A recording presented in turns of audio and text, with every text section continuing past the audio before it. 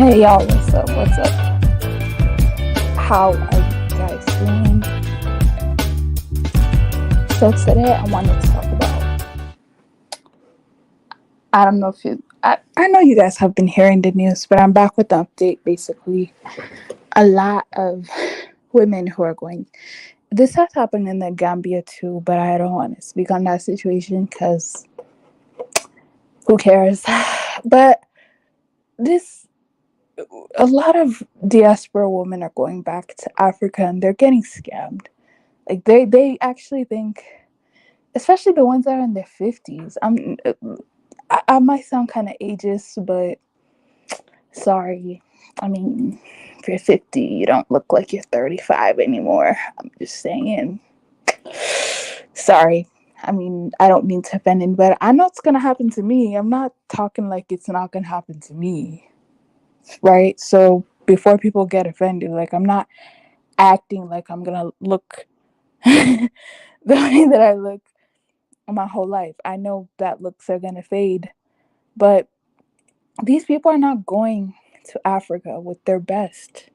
You know, they're not going to Africa, especially if you're a single mom. Y'all know how I feel about that. I don't like it. I don't like single moms. Um, do I think single moms can be redeemed? Not really. If you're single and you're divorced, yes. But if you're single and you're never married, I've always wondered why you want to get married now, but you didn't demand that in your 30s at least. Like, I don't. Who wants to marry somebody that's 50? Uh, Sorry, I know that sounds super ageist, but I'm just saying, like, who wants to marry somebody who's not at their peak, their prime? You can't give the man children anymore. What would be the benefit of him marrying you, especially if he's significantly younger than you and you actually believe you're in love? I'm just like, have you guys seen 90 Day Fiance? Like, have you guys seen that Michael and Angela situation? I already knew that was happening. I already knew that was gonna happen. I already knew that it wouldn't work out because of the age difference. And it's not even the age difference, it's the generational difference. Do you get what I mean? Like, a man that's so young cannot be with a woman that's old if they're being serious. Like, if it's just, boyfriend, girlfriend, which I think is disgusting. I can understand that, but if you actually want something serious, I don't see how you're in your 50s wanting something serious with somebody who's in the 20s. People in the 20s are never serious. Usually not. Let me not say never, but usually not. So I don't understand how some of y'all, actually going out with people that are this young and then getting disappointed when you realize that they were just using you the whole time. Like, look at this. Hold on. Let me find the picture.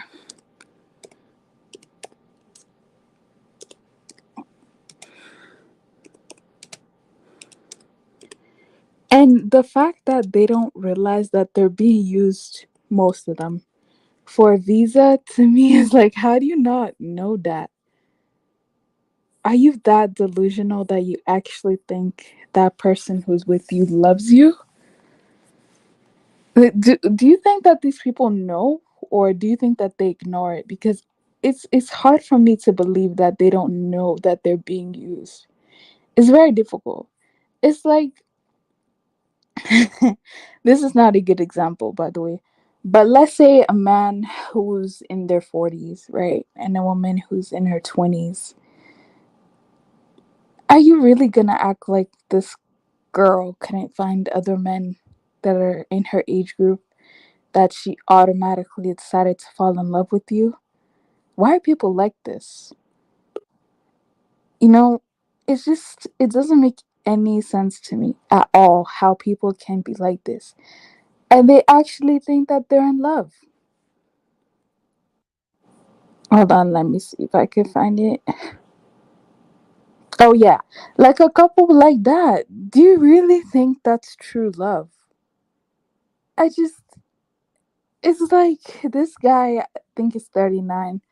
This woman, well, she lost weight, but still, she's old. She's a grandmother.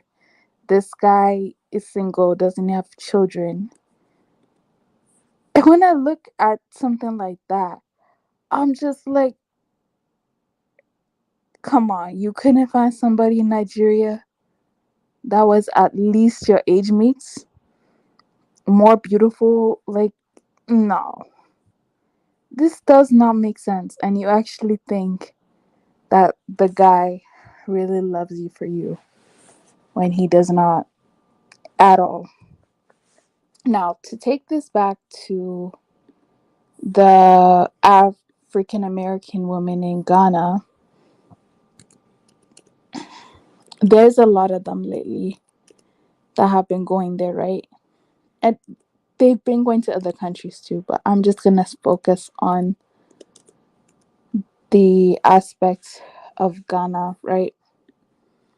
So many of them who are single mothers have been going there, you know, not demanding marriage from the places that they're from, but going to Africa and demanding marriage. And I'm just like, are you sure you want that? Because you weren't raised in African context. So a lot of these things that these men ask you to do, you're not going to be able to do it. Like, you're not going to be, it's just not part of your culture. So I just find it hard to believe that all of a sudden you got there and 4 months later you organically fell in love. You know, it's like, are you serious right now? I wish I see. I don't want it to be like a place of anger or a place of making fun of them, but it's a place of I'm really confused here. I really I'm really confused because Ghanaian men, right, don't even like, for the most part, they don't even like Ghanaian women that are in the West. So how are they automatically gonna like African American women? Like if they're not looking for a way to get to America. It's just doesn't make any sense to me. There's this one, actually, hold on. I'm gonna play the video very, very soon. But there's this one, right? And she was complaining about how the Ghanaian men that she met played her, like had a girlfriend back at home in Ghana. I'm just I'm just like, how did you not see this coming? Like it's just, oh no, I'm seriously a bad person. I'm seriously going to, but like, how did you not see it coming? Oh my goodness. Long distance marriages, is that what people are doing nowadays? Because how? Just, it's different if you do a long distance marriage and you know each other from time, right? You know each other from years, you experience struggles, but you're doing a long distance marriage, period. Why? Isn't that strange? Nah, I think that it's really, really strange. I'm sorry. And then when these women go like, oh, African men are better, I'm like, you don't even know the half of it. You do not know what's socially acceptable in African culture. I don't think you're gonna want to deal with it. You know, if you've been socialized that way, you can deal with it. But if you haven't been socialized that way, it's not easy to deal with. Like, I'm just being honest here. It's not easy to deal with when you want to talk to your man and you know you can't because you have to go through his mom or you have to go through his family. If you're not used to something like that, then you can't. It's going to take some time for you to get accustomed to do it, and it's not going to be it's gonna take at least a year, in my opinion, to get used to that and to want to deal with that. It's not something that you can do. You know what I mean? Like, again, I really want to know where these Ghanaian men are that cook for you, because I don't know any. So if you're with a Ghanaian man and he's cooking for you, be careful. You know, be very, very careful. Like, why? You need to learn how to cook. There's no way that, you could be accepted in the family if you don't know how to cook. The whole point is that you cook for him and his family, and then they test how you can handle it. So if you're telling me, your African husband doesn't expect you to learn how to cook, what husband is that? What husband is that? Because you're not going to find the really rich, successful men unless you go there when you're younger. You know, that's just the facts. So if you're going there, I mean, you're gonna find average to poor, or sorry, average to not so financially stable men. So men like that need women that are gonna work. They need women that are gonna be support roles. They don't. So it's like, if you're gonna go there and be all about this attitude, it's not gonna work. I mean, I don't get why. I don't get why people don't understand that you're going to a patriarchy. You're not going to like they'll automatically be like, "Oh, African men are better. African men are better." I'm like, you don't even know that half of it. I see me, like, for me, for instance, I know what to do. So and I've seen it my whole life. So it's like normal to me. But if you haven't been socialized that way, I don't honestly think you could survive. Now I'm trying to find a video here. Hold on. I'm trying to find a video here. This sister got, well, she said that she claimed to. I only seen one couple, to be honest. I only see one couple that I thought were genuine, where the men and the women had both good roles.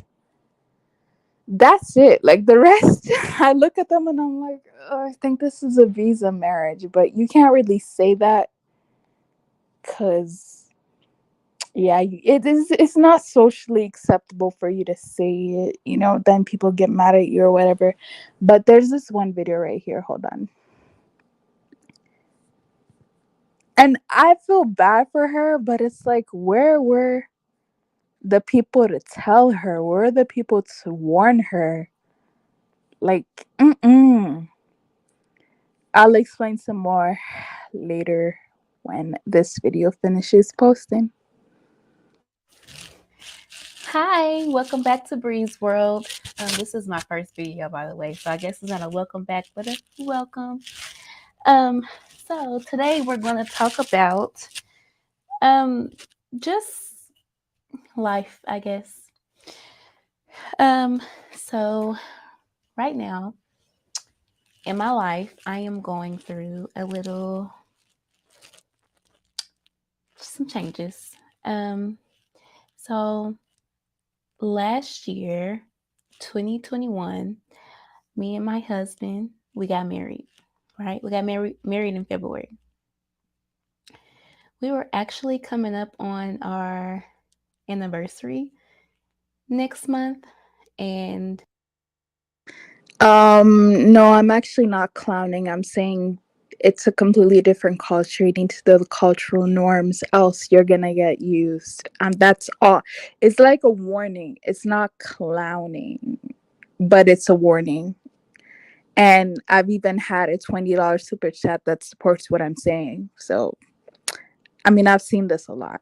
So I'm just saying, if my visa lady pulls out of our engagement, I'll blame you. African millennials, stop snitching.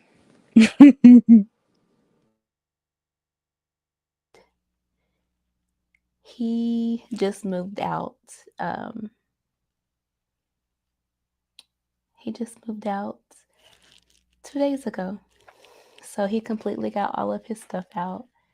There's nothing left in the house, except like some food items that belongs to him. And on the day he decided that he wanted to move out, the day before he had went to a suburb university and met a young lady on campus, and I believe they had sexual intercourse. So um, let's talk about changes. So before my husband decided to step out on me, we have been going through some issues, and I um, I was aware of the issues, and I kept bringing it to his attention because I just didn't want to be a part of anything fake. I wanted whatever we had to be real, and I wanted to feel like I didn't have to live in doubt with him.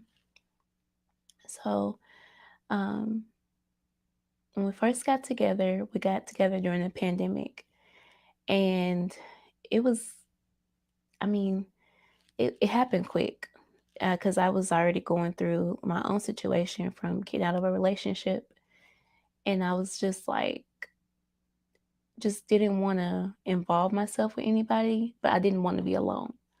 And so I thought that he could offer me a friendship in the midst of my sadness and just trying to find myself. Um, and he did actually. But he wanted more than a friendship. And so because we were getting along so well, and he just made things so easy for me, I went ahead and went for it.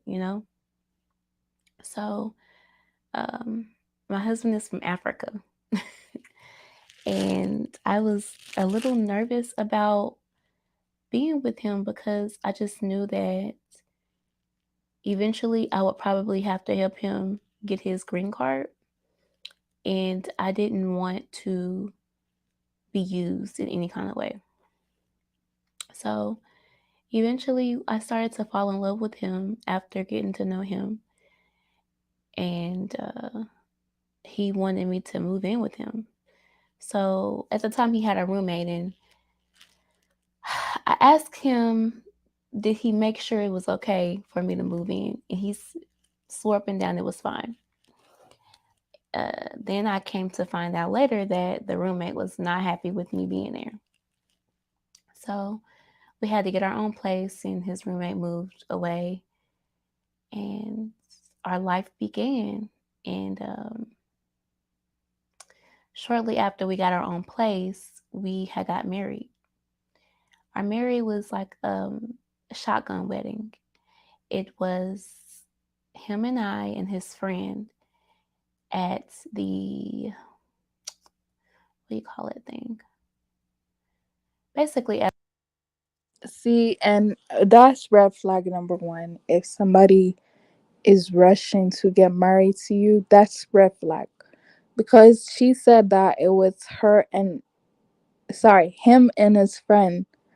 African men want you to do that big wedding with the family and stuff like that. So why would he not want that? Why would he be like, oh yeah, let's do court wedding.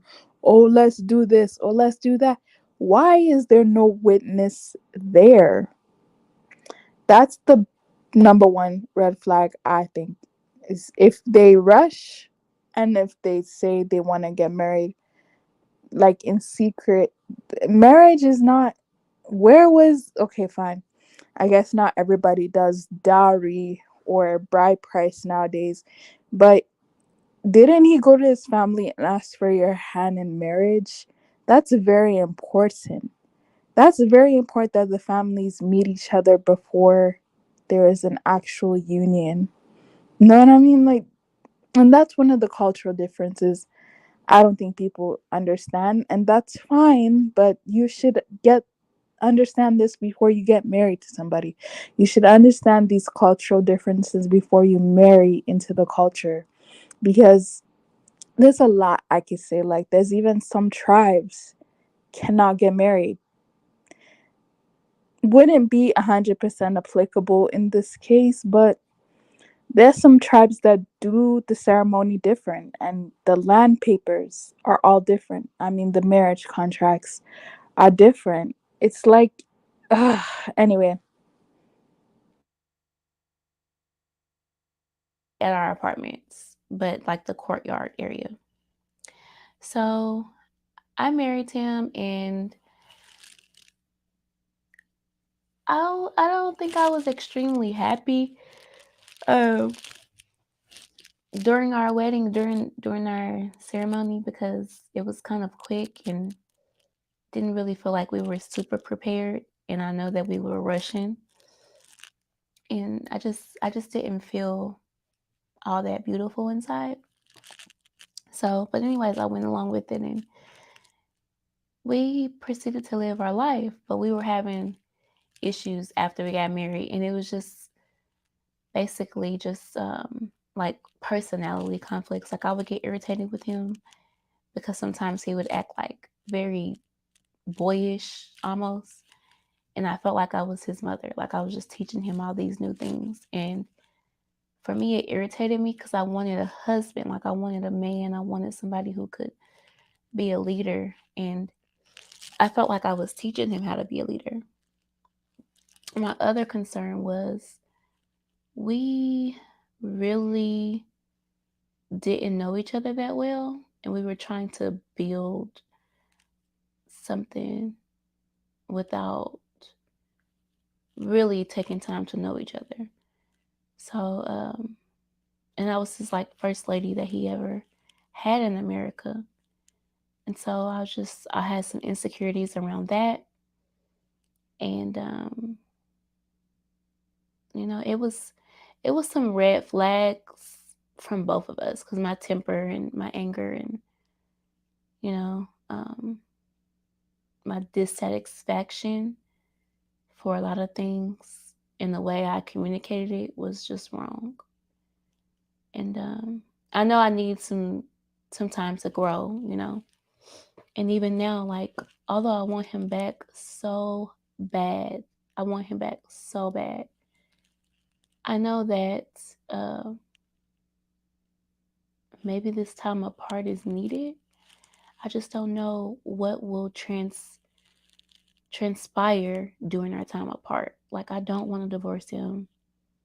Um, I didn't want him to move out, and I knew. To me, this honestly sounds like it could have just been a relationship. It didn't sound like it needed to be a marriage yet. And that's what I don't get. Like, what's the point in forcing or rushing to get married? But I mean, where you come from, you probably wouldn't do that. It's like the expectations over there are just completely down the window. And I get it, it's not easy to find somebody that makes 2000 more than 2000, because that's the annual salary. It's not easy, but it's like, at least find somebody that's not a complete dusty, because a complete dusty wouldn't do this. A complete man that was secure in himself would not do this to you. So I feel so bad for her. She seems so nice, but it's like, I just am wondering why she didn't take time to understand the culture before she married into it. That's extremely important. Knew that he had possibly messed around because, like, that whole week it was just weird, you know? And even before that, like a month or two before that, he had quit. He was like touching me again and hugging me, kissing me again, but it had stopped. And I kept asking, like, there's something wrong. Do you want to separate? Do you want divorce? And I think to top it all off, to put the cherry on the cake, and I told him that I wasn't going to help him with his citizenship. And then I told him that I was going to report him for fraud because I didn't feel like he really loved me. I think he had enough, you know. So I don't blame him for stepping out on me, although I don't condone it either. Like, it hurts to think that somebody that you love could do that. But, you know, I also understand that we had a lot of issues that we needed to work through.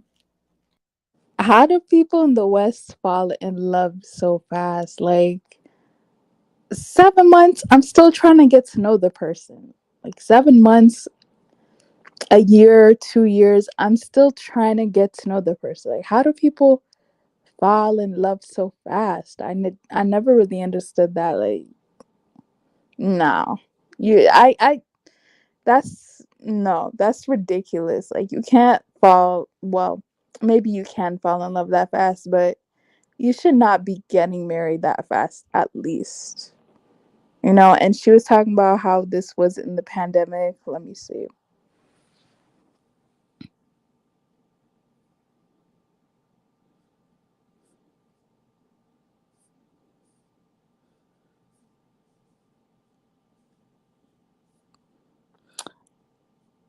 I can't see the date that was uploaded, but probably somewhere in 2021.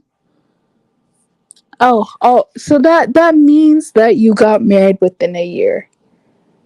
No. No. Big red flag to get married that quickly and to not do all the big red flag, huge red flag, huge red flag. Ex- n- no, but that's different though. If they fall in love in Africa, that's different. You know your parents, you know each other. That's different. That's different from you not being raised there and not knowing anyone there and just marrying somebody. That's a huge difference. That's huge. I don't know if Nigerian Prince understands, but marrying somebody in your village or marrying somebody who's your classmate is different from marrying a complete stranger. Do you get what I mean? Like, it's not the same. It's not the same. And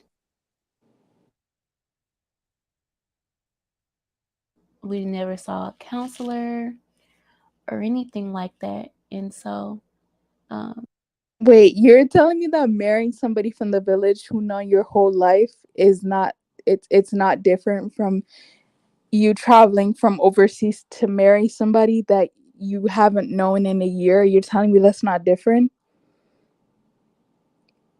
You're telling me it's the same. It's not the same.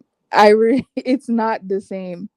That is not the same. Marrying somebody you know in your whole life versus going there for the first or second or third time, already having your visa, already having your marriage certificate is not the same. I'm sorry. It's not.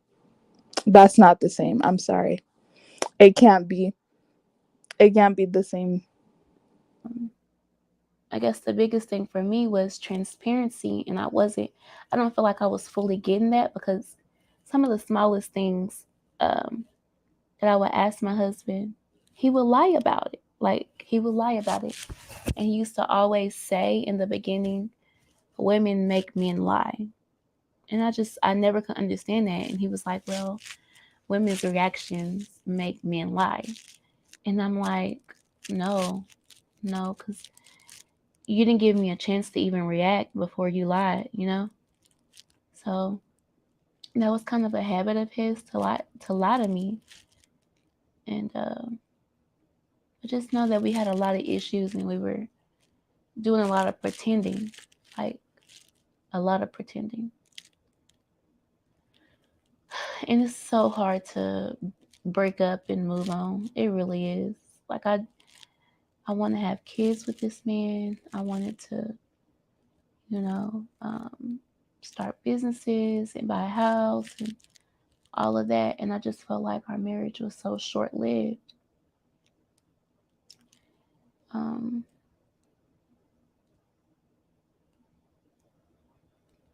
And a lot of it was due to my insecurities about my weight and just not being good enough for him, or feeling like I'm not as beautiful as, some like the Instagram and Snapchat chicks that he was following and liking pictures of. And I love just a lot of that, just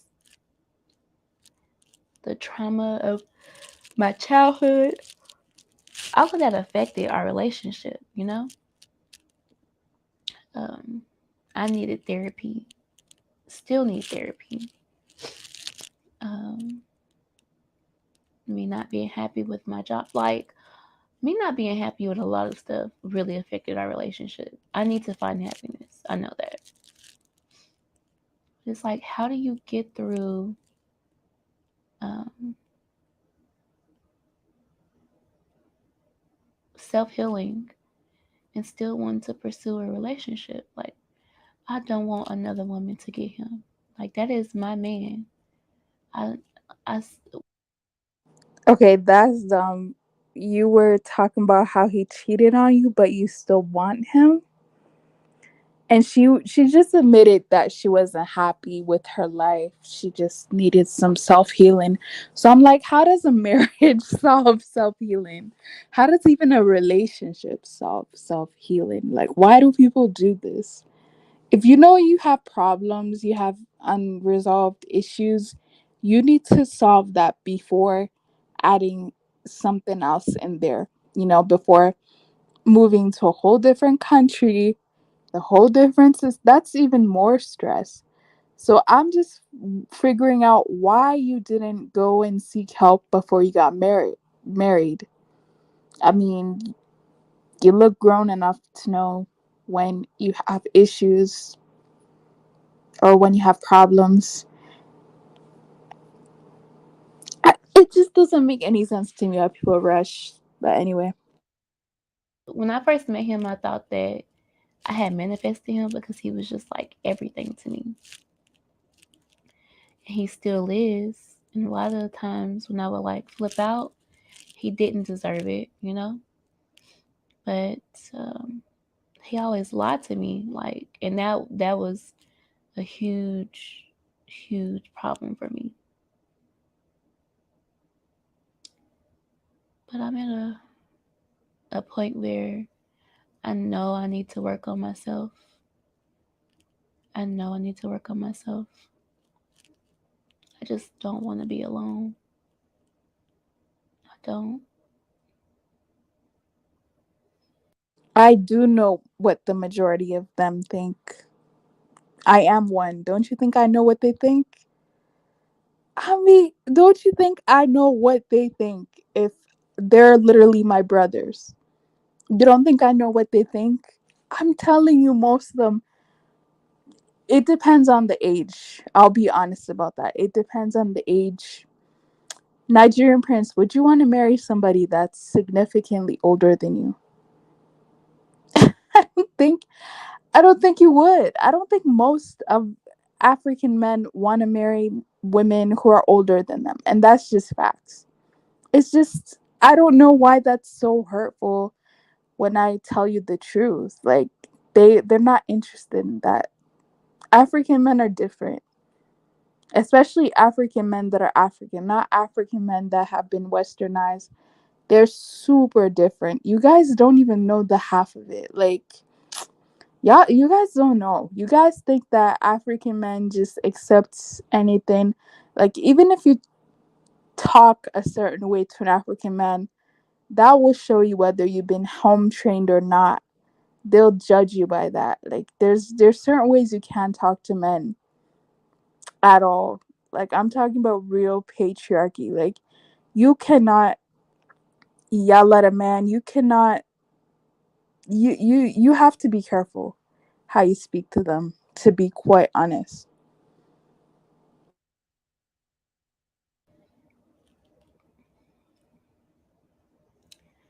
So yeah, this is just our first episode of Bree Unwinding.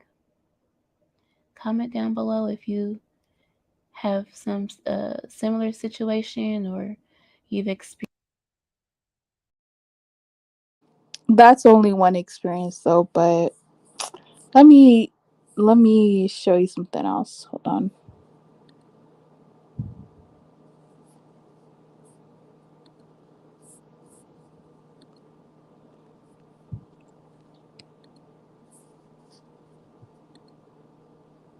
So, but I'm trying to understand how you're marrying an African man and you don't know their culture. Like, I'm trying to get how that works.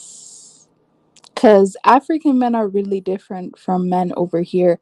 I don't know how many times I have to say that, but they are. They're they have different expectations. They do. I don't know why that's. I can't date a lady the same age as me, let alone older. She must be 3 years younger minimum. I've never taught. I've been socialized the same way, to be quite honest. But hold on. Today's video, we're going to be doing red flags when dating an African man. Whether you've dated a Nigerian, Ghanaian, anybody, East African, South African, West African, most of them, they have the same mind. They have the same sense. Today, I'm going to tell you guys red flags that you should look out for. So nobody will use you as a fool. Nobody will use you like you don't have sense. Nobody will use you like you're a mumu. If you know these tips, your life will become so much easier. Your dating experience with them will be so much better. I have only dated African men. I think I dated one white guy before. I'll never do it again. But mostly, I have only dated African men. So my perception, I have experience. I have experienced a lot of craziness. By the way, I am from Sierra Leone. I'm not Nigerian. The only reason why I sound Nigerian is because I've dated Nigerians for years. I've dated a lot of Nigerians. Not a lot. Okay, that sounds bad. I've dated Nigerians for a long, long time. The longest relationships I've ever been in were with Nigerians. So, you know, when you start dating Nigerians, you start to sound like them. You start to be like them. And Nigerians have a lot of influence on people. So if you're dating one right now, just know you're about to change pretty soon. So look out for that as well. Make sure you like, comment, and subscribe because this video is about to be lit. Okay? Number one red flag you should look for when dating an African man is he does not include you in any future plans. Whenever he's talking about his future, whenever he's talking about how many houses he wants to build, the things he wants to do for his family, he never includes you in the plans. That's an absolute red flag. You should understand that Africans do not like wasting their time. Their time is precious. Their time is very important. If you date an African man and it's been like a month, two, he's not telling you where the relationship is going, you guys are just doing a situationship thing, he's not serious with you. You're wasting your time. He's not going to take you seriously. And if you continue it, you're going to tolerate rubbish. So just end it now and just move on with your life. Unless if he's giving you money. If he's giving you money, manage, okay? Money is sweet, so just manage. But if he's not giving you money, move on with your life. Another red flag is nobody knows you are dating him. If you're dating an African man and after 2 months, nobody in his family know that he's dating you, that's a big red flag. African men are really prideful people. They love people to know their woman. They love people to know that, oh my God, this is the woman I love. All this rubbish that they say, oh, I'm a private person, I don't like to post on social media, I like rubbish. If an African man loves you, he don't care if you have side chicks. Even if his side chicks will get upset, he doesn't care. He will still post you because he knows that he's posting his future wife. So he doesn't care if anybody get upset. If nobody knows, only you guys know that you're dating, right? It's been 2-3 months. It's a big red flag. Red flag. Unless you don't look that great. If you're not that pretty, he might be hiding you a little bit. But if you're bad, if you're a boss, you know who yourself, you know that, you know what you bring to the table, and nobody knows that you're dating, that's a big red flag, sis. Run. You're not his woman. He's not going to take you seriously. He's just messing around with you. He's just playing games with you, okay? If nobody knows, leave that relationship ASAP, unless he's giving you money. There's some stipulations to this thing. If he's giving you money, manage, be secret, be doing your hide and seek there, no problem. If he's not giving you money and he's keeping your secrets, that's 2 red flags at the same time. Bang, bang, X him out. It is not worth it. He is his mother's only son or first son. My sister, if he's his mother only son or first son, your way is not clear. When it comes to, especially Africans put a lot of emphasis on that. It depends on the family though. There's some families who have the first or only son and the mother really doesn't care. There's some families where that's literally their only child and the mom is not a witch. That works out. You're blessed if that's the thing for you. But based on my experience, the first or only son experience, you're never worthy to be in that family. No matter what you do, you're never good enough. And God forbid, the mom is a witch. Hoy, if the mom is a witch, you have suffered. She would treat you like trash. She'll put you through this whole test, this whole trial and tribulations that she don't even do to her own daughters or anybody else in her family. She will put you through that. If he's the only son or the first son, I would not recommend dating somebody like that. Don't stress yourself. It's not worth it. I won't even recommend my friend to date the first or only son, especially Nigerians. Nigerian men, if they're the first or only son and you are from where? Sierra Leone, or you are from Ghana. Good luck, sis, because I've been there. If you could prevent it. I always recommend to assess the family first to see if the mother is a witch or not, if the mom have witch tendencies, or if the mom is wicked. Assess it first. Sometimes when people don't care, try to figure out who is the devil first in that family and see if you can enter. Just assess the situation first before you get into it. Speaking of the the mothers. Another red flag you should also look out for. If he constantly compares his mother to you. Hi. This one. No, African men are much worse. Trust me, they're much worse because their family protects their bad behavior. So actually, African men are worse, not men from here. Men from here don't expect too much, but African men expect a lot. They're much worse. Just saying. Then this one is actually the most annoying thing ever. Number 1 point in this video. If anything you do, he's comparing his mother to you. Oh, my mother doesn't do this. Oh, my mother doesn't cook like this. Oh, my mother doesn't wear this. Oh, my mother doesn't do. Are you dating your mother? Are you in a relationship with your mom? I absolutely hate it when men even compare. Even if you compare me to your sister, I will even break up with you for 24 hours. Not to talk about you compare me to your mother. Like, am I your mom? Like, no, I was born in the 21st century. I wasn't born in the 19th century. Do not date men that compare you to their mothers constantly. One thing and the only thing that's going to happen, you're never going to be able to reach that standard of their mother. You might even be better than the mother, but this idea that his mom is a god will never come from his head. It's a forever thing. You're always going to be battling with that thing, always trying to look up and feel like you have to be like the mom. So it's not good. And you start to notice comments like when you're dating, before you enter into marriage or a relationship, pay attention to these comments. Like when you're dating, when you're going on dates, if they constantly emphasize on their mom, everything their mom, that's a big red flag. Stay away, run for your life, because it's never going to be a smooth journey for you. You're always going to feel like you have to be like something else that you're not. And if they don't understand and recognize that you're a different person, you have your own path, you like the things you like, then their mother is going to be a problem. They're always going to see you like a threat. They might even think that you're a witch at a certain point. If you don't want to be like their mom, they might even think like, this girl, she don't want to be like my mother. She must be like my mother. Why does she be like my mother? Absolutely red flag. If they constantly, as soon as they mention my mother, I fly. That date is over. So look out for that red flag. Another red flag you should look out for. The African man that will tell you that he's too busy for you. Let me tell you something. No African man is too busy for you. When they meet you, when they know that you are their wife, you are the person they want to spend the rest of their lives with. It doesn't matter if they're flying a plane from Dulles Airport or Washington, D.C. to Africa. They will text you and ask you how you're doing. As Nigerians will say, don't let nobody use you as a fool. If any man tell you, oh, I'm too busy, I can't text, I can't this, I can't that. Sometimes they are married. No man is too busy. If their work doesn't include their hands, right? If they have an office job or, they have to sit on the desk all day, 9 to 5. Oh, I forgot to mention African men, not all, but some are notorious for doing that. They're notorious for already being married and having a girlfriend. So, yeah. Yeah. That's why it's really important to be around his family, because it'll be much harder to hide that if you're around his family, but if you're a secret, you're usually gonna stay secret, because no proud African man will not parade you to his friends and family.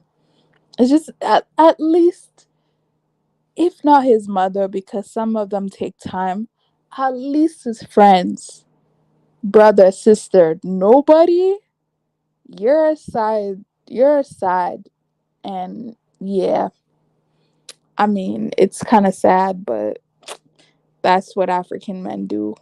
I mean, the ones that are not serious, not the one that, yeah. They're not too busy for you. You can always text. If you can go on Instagram and check what their friends are doing, you can text and ask you what they're doing. If an African man goes 24 hours and not check up on you, that's not a relationship. You're in a situationship. He doesn't care about you. And that's the truth, because African men are possessive people. They like to know and they like to feel like they have total ownership of the person that they're dating. So if they don't give you that vibe, if they don't make you feel like they own you, that's a big red flag. An African man is going to make sure, he's going to let you know by his actions that, yes, you're my woman. I own you. You're my possession. I'm always going to be here for you no matter what. So if they don't make you feel that way, that is not your man. That's your situationship relationship. Another red flag is the self-lover. The African man that everything, it's all about them. Everything, their future plans is all about them. Anything they talk about is about them. Anything they want to do is about them. So me, I don't have any plans for my life. Everything is about them. They make the situation, everything must be about them. If they want to eat, they always have to be what they want to eat, what they are craving. If they want to go out, they always have to be what they're about to wear, what they're about to do. Oh my gosh, those ones, they irritate me so bad. I love a man that put a woman first. That is so sexy and attractive to me. A man that focuses so much energy on himself is actually a big turn off for me. I need to be be the queen. Like, you need to treat me like a queen. I don't like the man that will always be like, oh, I don't know what to wear. Man, let me go iron this shirt. We change the shirt. Put another shirt. God, I do not date guys like that. That's a big red flag. That shows that that relationship is going to be mostly about them. And they will show you these red flags when you're dating. They will show you that, yes, it's about me. Your own opinion doesn't matter. Whatever I say goes. That's a big red flag. You will see examples when you go to restaurants. They will order first, right? And you will sitting there like a mumu looking. The food will come, right? They will start eating. Hey! They will start eating, and your food hasn't come yet. Do not be a mumu. Do not be a fool. Take notes of these things. It's an absolute red flag. The violent type. It doesn't matter if it's verbal or physical. Any man that will go to the lowest level to abuse you, to say things to you that is not true, to say things to you that will hurt you in a way. When it comes to abuse, me, any man that will beat me, I'll beat you too. Okay? Any man that will slap me, I will slap you too. Let anything happen. I don't care. Okay? If you put your hands on me, I will put my hands on you too. I don't care what happens. Yeah, just walk away if that happens. Just end the relationship. I don't advocate for beating anybody, even if you're beaten on, just leave. Like, I know it's hard when you quote unquote love someone. But yeah, just go. Especially if you're not married to him. Why are people who are not married dealing with all this stress? Like, find somebody else. That's what I say. Like, find somebody else. Especially if you're American, there are a lot of men looking for you.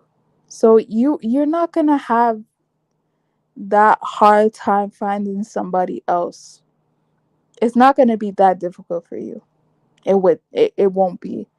I mean, you have something to offer.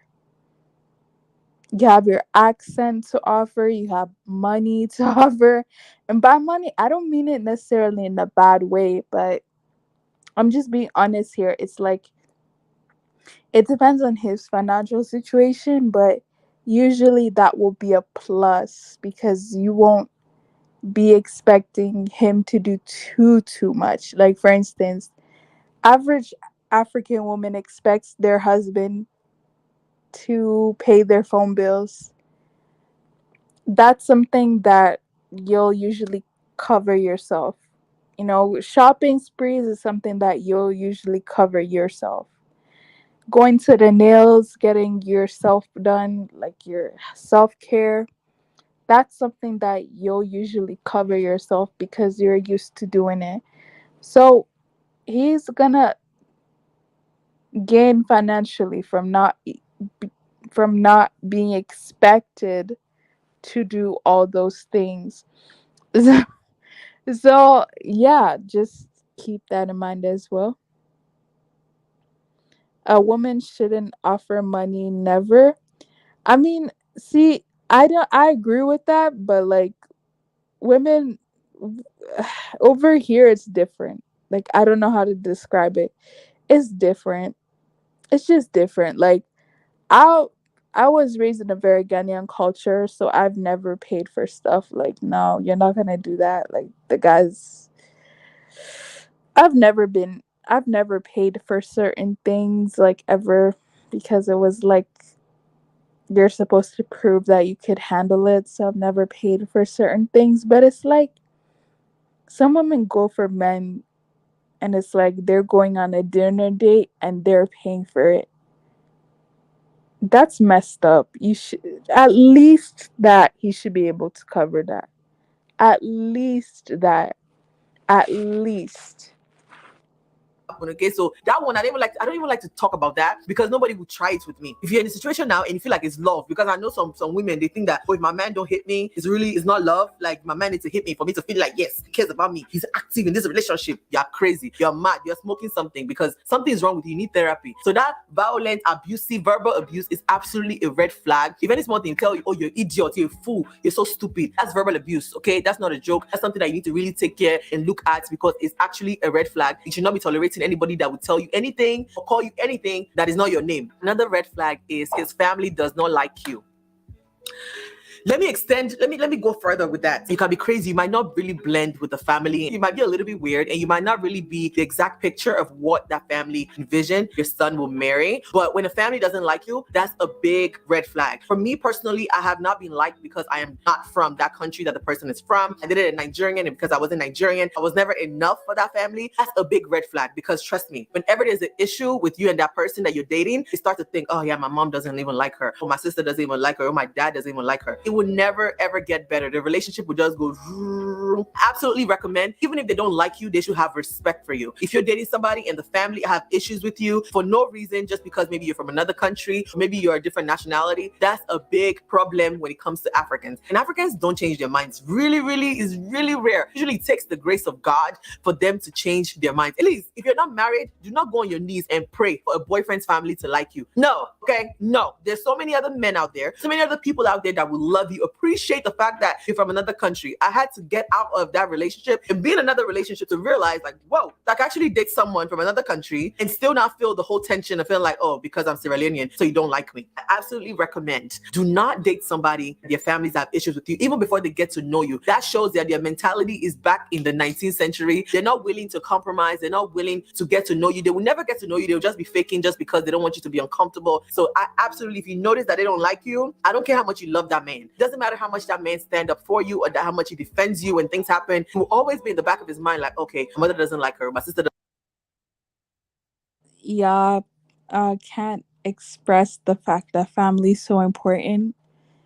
Like, it's so different from when you're over here and you can marry somebody and it's like you guys could be your own world. So the family's not that important. Over there, you can't you can't marry somebody whose family doesn't get along with you. It doesn't work at all. It does not work. Because this is the thing, like if you have problems with your husband, you're expected to go to his family and talk to them about it. So how can you do that if you have a problem with the family? It just doesn't work. And usually you're the one that has to fit in with the family. Usually your family might be okay with it, but his family is going to be much harder to convince. So it's just very, very important.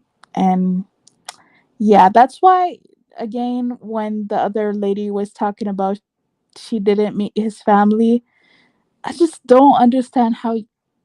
Anyway, meet his family. It's extremely important. It's extremely. If he doesn't introduce you to his family, he's playing you.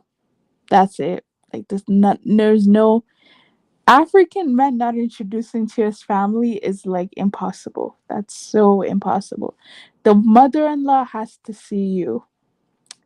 She has to say something about you. She doesn't know who you are. You don't exist. It's as simple as that. It's not, oh well, I love him so much. We love each other so much. Nah. The way that they do marriage here is so, man, it's so different, man.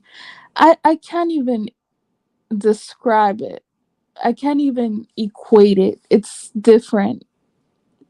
Doesn't like her. Even if you guys have issues, he doesn't have any support system to go to talk about the issues you guys have. So that's a big issue to have in a relationship. And it'll put a lot of strain in a relationship. When big things happen, when big problems happen, there's really nobody you can call to vent and tell your problems because nobody likes you. If you're crazy, that's a different issue. If you're a mad person, if you're rude, if you're disrespectful and they don't like you, that's a totally different issue. If you're a good person, you know that you're a good person, you've dated people before, you've had good relationships with like your parents, you have a good personality, you're doing well for yourself, and they still don't like you, that's a red flag that you really need to think about. If you want to be in a relationship with someone, get married to somebody, have children with somebody, because they'll start extending that energy towards your children. You will not want that. And I don't want that. I'm so happy I am not in that relationship anymore. I am free from that type of rubbish. Another red flag is he doesn't spend his money on you. I know a lot of people are going to come in the comments.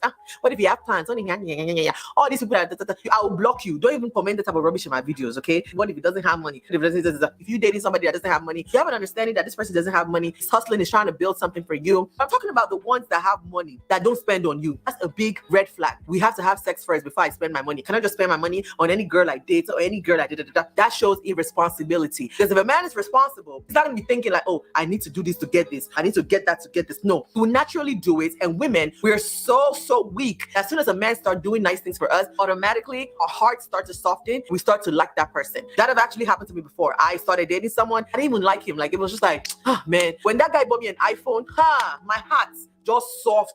Like, my heart was just so soft. Every time he called me, I'd be like, hi baby, how are you? Before, when he was calling me, I'm like, don't call my phone, you're disturbing me. Why are you calling me for what? Like, leave me alone. But after he bought me an iPhone, my heart became like sponge. Like, I even started calling him to check up on him to see how he was doing. So that's what I'm saying. So if you're dating an African man now, he's telling you all these stories. Oh baby, we need to first go to a hotel. We need to first this. Your birthday came, he didn't give you anything. Valentine's Day came, he didn't give you anything. Christmas came, he didn't give you anything. My girl, shine your eye, listen to your senses. I know your voice is already telling you that this thing is rubbish that you're doing. Okay, shine your eye and know what's going on. And as soon as you have the smallest chance to leave, just make up an argument and just end the relationship. If you want to learn how to make up an argument, just send me a message on Instagram. I'll show you, I'll give you ideas of arguments you can make to exit a relationship, because I'm a pro at that. Another red flag is his idea of a wife in his head is like a maid. If you meet an African man, he's telling you, oh, I need a girlfriend, or I need a wife that knows how to clean. I need a girl. I'm not even gonna lie about this. Most African men do want a wife that's a maid. I'm just being honest about that. So you just have to figure out if you want to do that or not. Because I mean, a lot of women, right? How is she not lying? Most African men do want a maid. They want a woman that's gonna do domestic duties, not a woman who's gonna complain about it. That's just the fact. Like, no African man wants a woman who doesn't know how to cook. That's number one. No African man wants a woman who doesn't clean. No African man wants a woman who doesn't take care of children, but that comes afterwards. Some African men even expect you to iron their clothes, run their bath water. It's like they just, especially if he's the one doing all the work, which might not apply in the diaspora, but if he's working a lot, like, you're supposed to do everything. You're not supposed to not do anything. Like, you can't be sitting at home not doing anything. Why would a African man marry you for sitting at home doing nothing? Now people are gonna be like, oh, they're maids, oh, they're maids, oh, they're maids. Still, I mean, that comes after. You still have to prove yourself before you hire a maid. Because this is the thing, if he has a maid and you're there not doing anything, what's the point of him still employing the maid? It's just, the maid is supposed to help with extra work, not do all the work. Then what's the point of marrying her? I mean, why you gotta even if she's cute or whatever, why do you put a ring on it?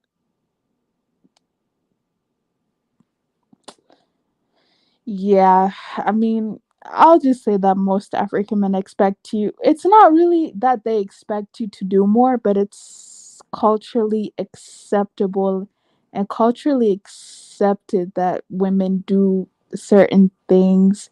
So it's like, if you're not willing to do that, I don't see them really. I don't see them marrying you, to be honest. How is cooking and cleaning for husband and children being a maid delusional world? We cook and clean one thing exactly. It's not much different. I want to eat my wife's food. No takeout, please.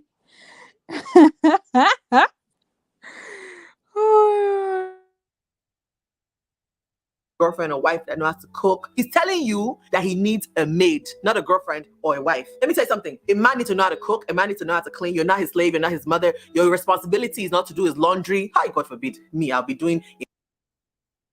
Wait, hold on. What type of woman is this?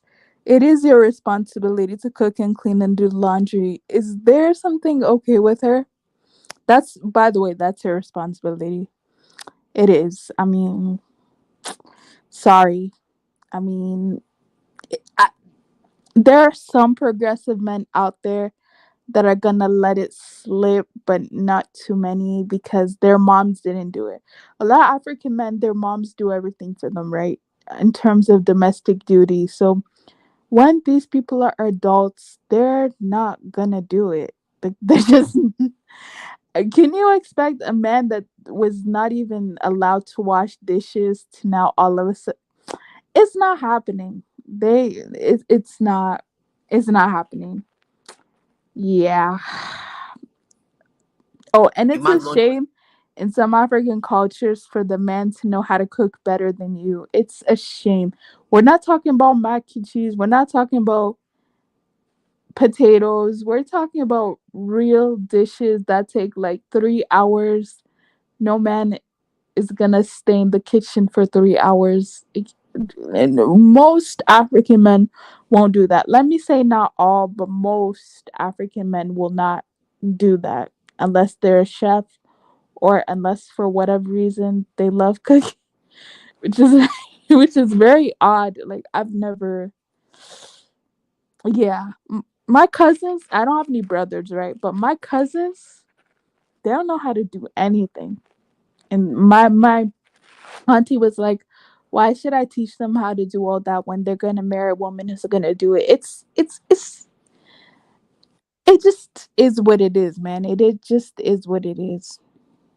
I'll be cooking for them. I'll be sleeping with them too. Oh God, that's too much work. That's a big problem. A man should be self-sufficient. He should know how to cook. He should know how to clean. He should know how to take care of himself. I Yeah, absolutely she been in find it America so too long. unattractive when a man cannot even boil water or boil egg. So you're looking for relationships because you want someone to be cooking and cleaning for you? Like, is that what you're looking for? When it comes to, oh, you sit down, I'll cook and I'll bring the food to you to your table.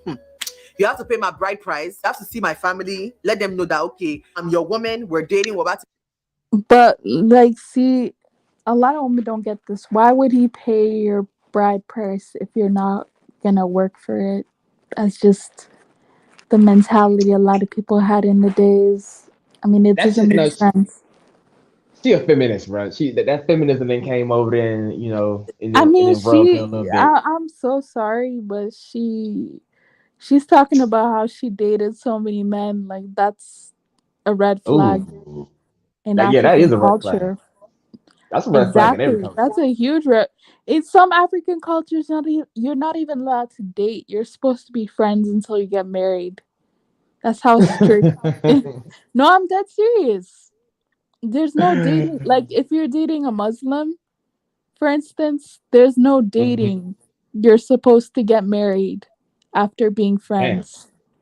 Man, Yeah. hey. Wow. Okay, then hey man, hey, Uh, do what you want to do then, man. Do what y'all want to do then. But Be married for me I to got do the that. feeling. You are dating somebody 2 months and you're already in the kitchen cooking for them, cleaning for them.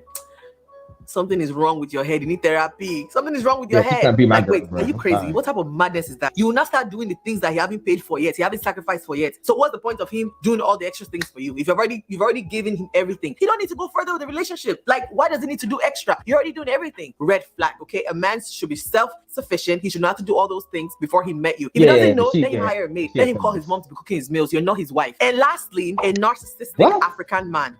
If he does something wrong, he can never apologize. Never. Everything is like, oh babe, you're crazy. Oh babe, you're the one that caused it. Oh babe, da, da, da, da. And then when you break up with him, he'll now start begging you. Oh babe, please don't leave me. Oh babe, I'll die. Oh, I'll die if you leave me. Oh, I'll die. Red flag. If a man don't know your worth from the beginning of the relationship, while you're in the relationship, it's not worth it. He should have emotional intelligence. Most people who are narcissistic do not have emotional intelligence. They don't have empathy for people. yeah, ignore that last one because, I mean, you're supposed to prove you're supposed to prove your worth. You're not supposed to come in there. How's the man supposed to know your worth by looking at you? Are these That's what are these people that's all right? man. Nah, man. That's the African feminist that been rolling around, man. Like I met a girl over here in Uganda, but the first thing she came over here and did was clean my house, man. That's when I was like, yep, I'ma definitely be fucking with you real hard, man. 'Cause I'm like, if you can't cook and clean, that's just like I some basic mean, shit. okay, Right? so for some cultures, they do test your virginity before you get married. Exactly. Um, yeah, some cultures they still do that. Other cultures they don't, but I would say in cultures where they don't, there's supposed to be a time limit. Like if you're with somebody for more than 2 years and for whatever reason they haven't popped the question, I don't think they're gonna get married to you.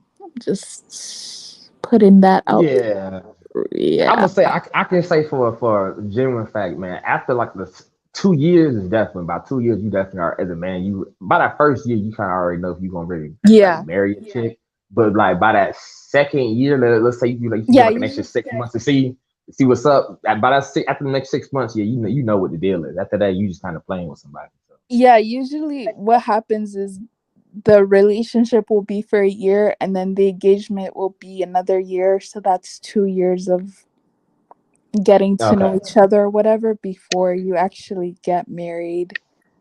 But Okay, that makes yeah, sense. That um, yeah, yeah, no. I mean, there's a difference between too fast and too slow. There's just a time that's just right.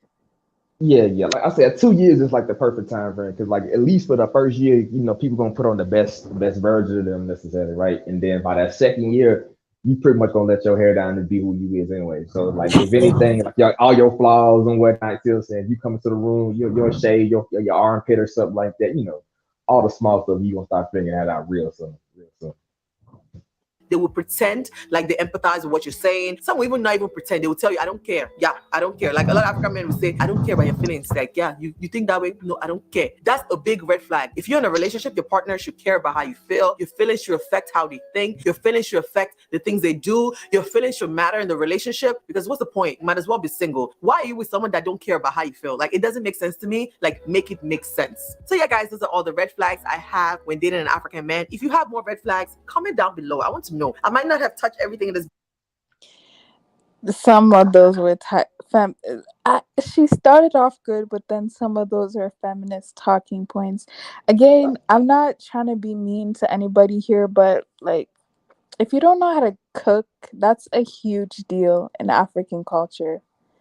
It's a huge deal. Like that's a big deal.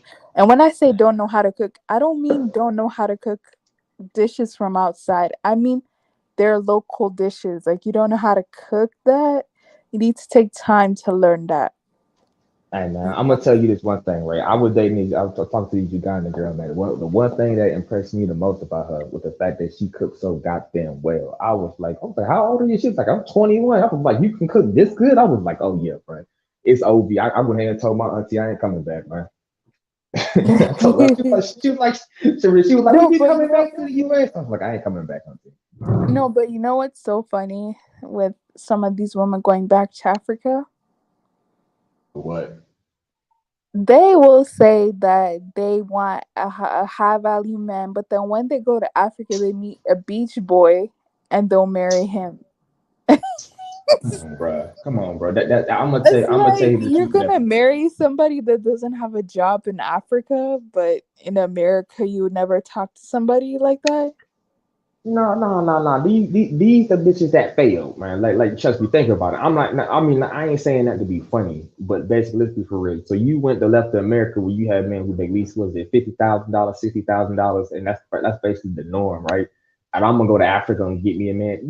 Most of them motherfuckers you see over there is like got like two, three kids over there necessarily, or they got them baby mom, or they got them just go over there and get pregnant and shit. I'm like, oh, so you went over there just to be a baby mama hoe? I'm like, God damn, bitch, if you want to do that, then you could have just stayed in America. At least you would have got I, some social security and stuff.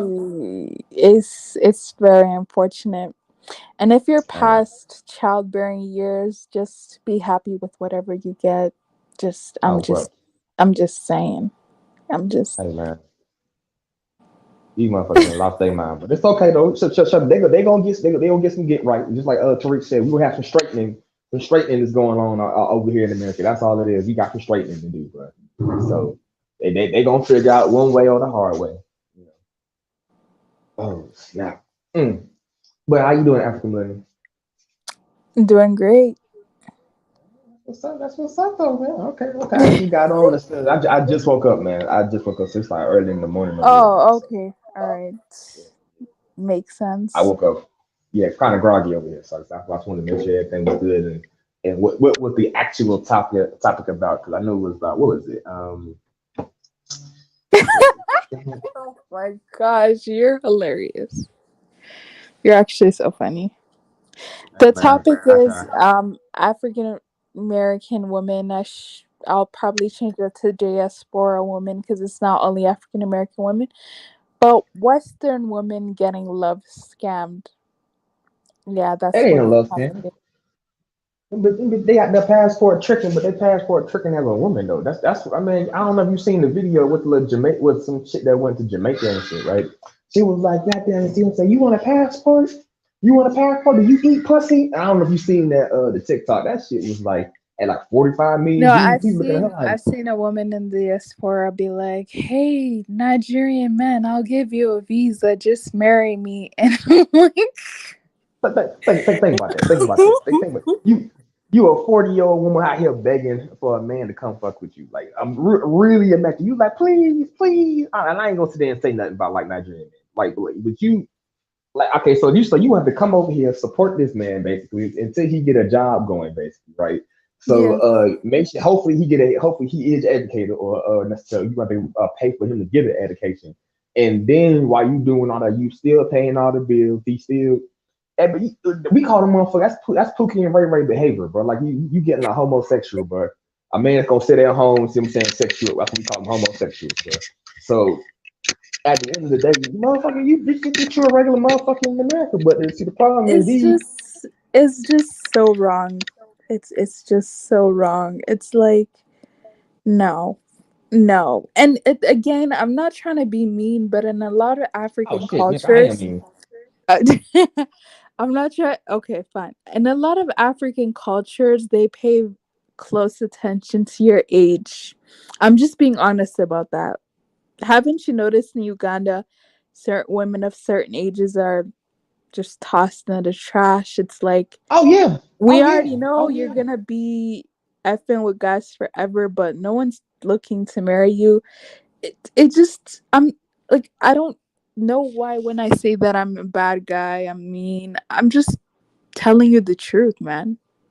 Man, let me tell you something, right? When I was got here in Uganda, I met like four. I had like five girls. You know what I'm saying, right? I whittled her down. And so there was one chick who was like 38 or 30, she was like 32 or some shit. When I think she was 32, I had to go drop her immediately. But she was like, oh, but she was like, man, you don't want to talk to me? I'm like, woman, you 30 fucking two. Like, you've been out here in these streets for goddamn as long as I goddamn been. You see what I'm saying? And then she told me I had to go out. She said, what's okay, I asked her, what's her favorite thing to do? She said, drink beer, eat pork, and go out at night. I was like, oh yeah, you a damn sure hoe. Let me go ahead and just slide you over to Yeah, the side. no, that culture of like having fun and going to there it depends on how conservative the country is. I'll be honest, because some of these countries, guess what? Women are not even. It's not socially acceptable for women to even go out for drinks. Yeah. You're When seen she told as, me that, huh? like when she told me that, bro, I don't understand. Like, see, when she told me, she was like, I like to go outside necessarily, drink at night, and eat Mm-mm. pork and drink beers. I'm sitting here looking at her like, so you No, like, all that's seen my mind is as saying, hoe. Like, no, that's seen all I as thought was hoe. masculine behavior. Mm, Because, mm, like, it's as a woman, it's like, why are you not home doing homely things? You know what I mean? Yeah, I'm mm. not saying that women can't go out and drink, but a woman being a drunk is socially not good. At Just honestly. 32. At 32, I'm looking at her like when you 32. So I'm like, so you being so the like this, I understand how the game goes. So you see, I come from America, bro. So I'm playing the game on like the hardest difficulty, necessarily on legendary Halo mode or whatever, right?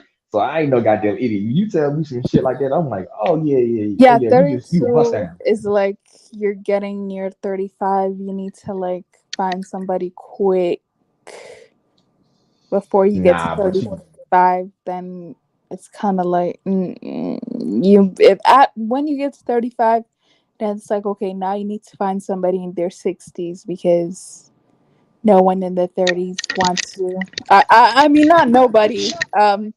Oh no, you're right. Nobody, Not nobody not wants not a 30 lot of at men in their 35. 30s want. Please, any It, man I who is have to be smart that careful. knows his worth is not doing that. No, I have to be careful sometimes because, yeah, apparently, it's too much. So I have to be careful. Anyways, poor head warrior said, I don't mind interracial relationships. Good luck for you. Oh Some yeah, oh yeah, families are definitely. back. He gonna get him an Arab woman, bro. I was talking to him earlier. I'm like, he gonna get him an Arab woman. That's exactly what he gonna do, bro. I can see it now, bro. He be like, alhamdulillah, baby, He's go like, ahead and fix I that don't house. care about my wife's race. I care more about principles. Yeah, good luck to you. You're a man. Nah, It's different. man. I don't know. Like I'm kind of picky when it comes to my women, bro. I only like three kinds of women. I like African women. Like when I started dating African women, that pretty much changed broke the game for me though. But what is it? I think that and like Indian women and something like the South America. That's the one I've been going to. So but when I came to Africa and I went to South Africa, I Oh, was like, so whoa, women with strong family values. yeah, that too, definitely. I mean, it's just the look of them. It's just hard to when you just see them. It's just like, God damn, what she just walking around here just like free, like ain't Is nobody this some kidnapped her yet. I African was like, women are gold diggers? Stop hating. all women are gold diggers, bro. So you want to I, run that bullshit? It's just the level I of the gold mean, you're trying to get me. listen. Your only problem is, do you have gold? Because if you don't have gold, you don't need to be worrying about gold diggers. Just saying. Don't worry, they're not coming for you if you have no money. They won't. They won't even smell you. Okay, so I'm gonna play the video of the diaspora woman that Oh wants God, a Nigerian. I'm about to I goddamn mean, hole in there. I get Nigerian men look nice. I won't even sit here and lie to you, but this is desperate. Hey, hold on. Oh, hold on. I got a video. I got to show you on my goddamn. Hold on. I'm gonna go look for this video real quick. Continue. Hi, Nigerian men. I am looking for a husband, someone that wants to come to the United States and spend his life with me. I own my own home. I have a really good job, and Audrey, what are you talking about? She's not tricking off. She's already saying, I'm looking for a man to come. I'm looking for a Nigerian man who's willing to come to the United States. She's giving her resume. I got my own home. I got a good job. So she's already letting you know. She's ready to trick off. She's already saying, I'm ready to trick off.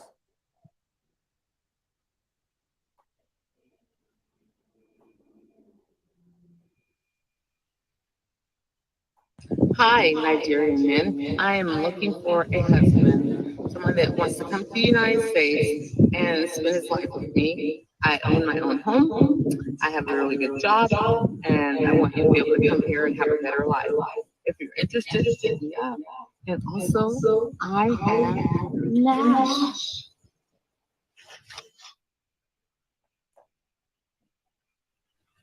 And the crazy part is she ain't even got a nice ass. That's the horrible part about that whole video. Like There you she don't go. even got a nice ass. Well, she got that grandma booty, man. She got that grandma. Like I didn't have two, 3 kids. Dude, I'm sitting here like, man, you better take that shit someplace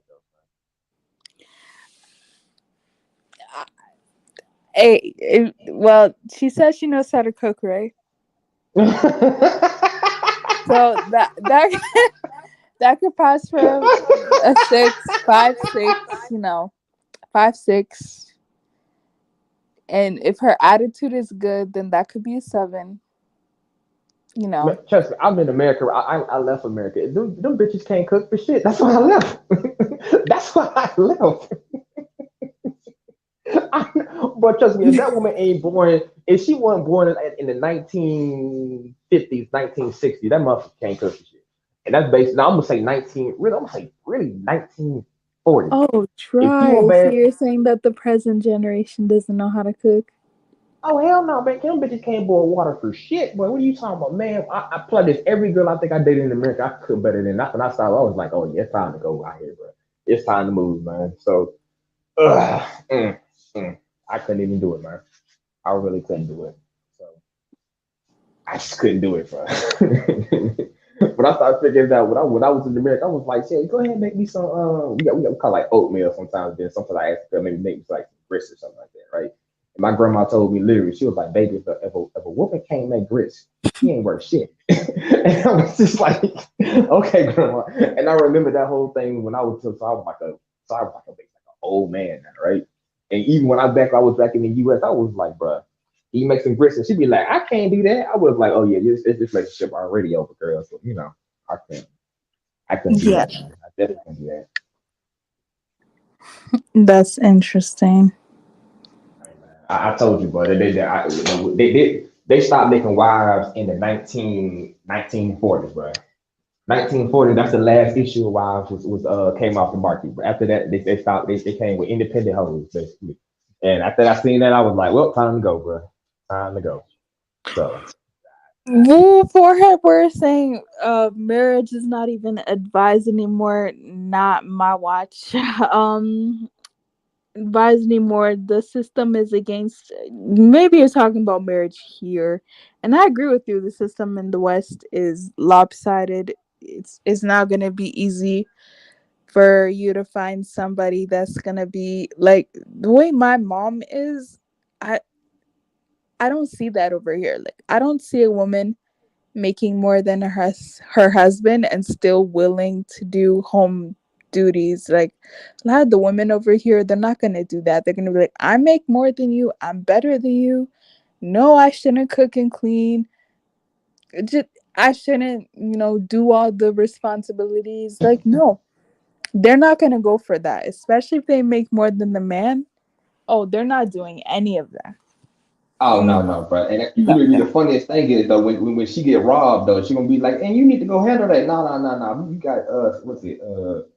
How do you fucking call it? Uh, your femininity and necessarily is negotiable. I would say my masculinity is negotiable. So if you get your ass beat in the middle of the streets, you know what I'm saying. You might want to negotiate to go deal with me if I depend on protecting me that day. If you make me feel like a man that day, I may help you, nigga. I may not. It just depends. But imagine how crazy that actually sounds, though, right? It just I don't I know, mean, bro. And down there, I don't know, bro. it makes sense, like if you want to be a feminist and do everything yourself, then why should a man protect you? I mean, just get a security camera. Yeah, get a skid guard. Get a security guard, man. Yeah, or You get pay a me. job. Like, get something else then if that's what you're trying to do. I can hand in my resume, bro. So I am 5'10", bro. Right? See what I'm saying? I'm a 200 pounds right now, bro. I came from the U.S. Army. I can definitely send you. See what I'm saying? You going to pay me just $150,000 a year though. That's my Yes, I price. agree. The Right? guys in Ghana are hungry. I'm like, do you know the nominal GDP? Do you know what people make a year? I mean, $300 a month. no, no. Well, yeah, that's what people Yeah. make a year.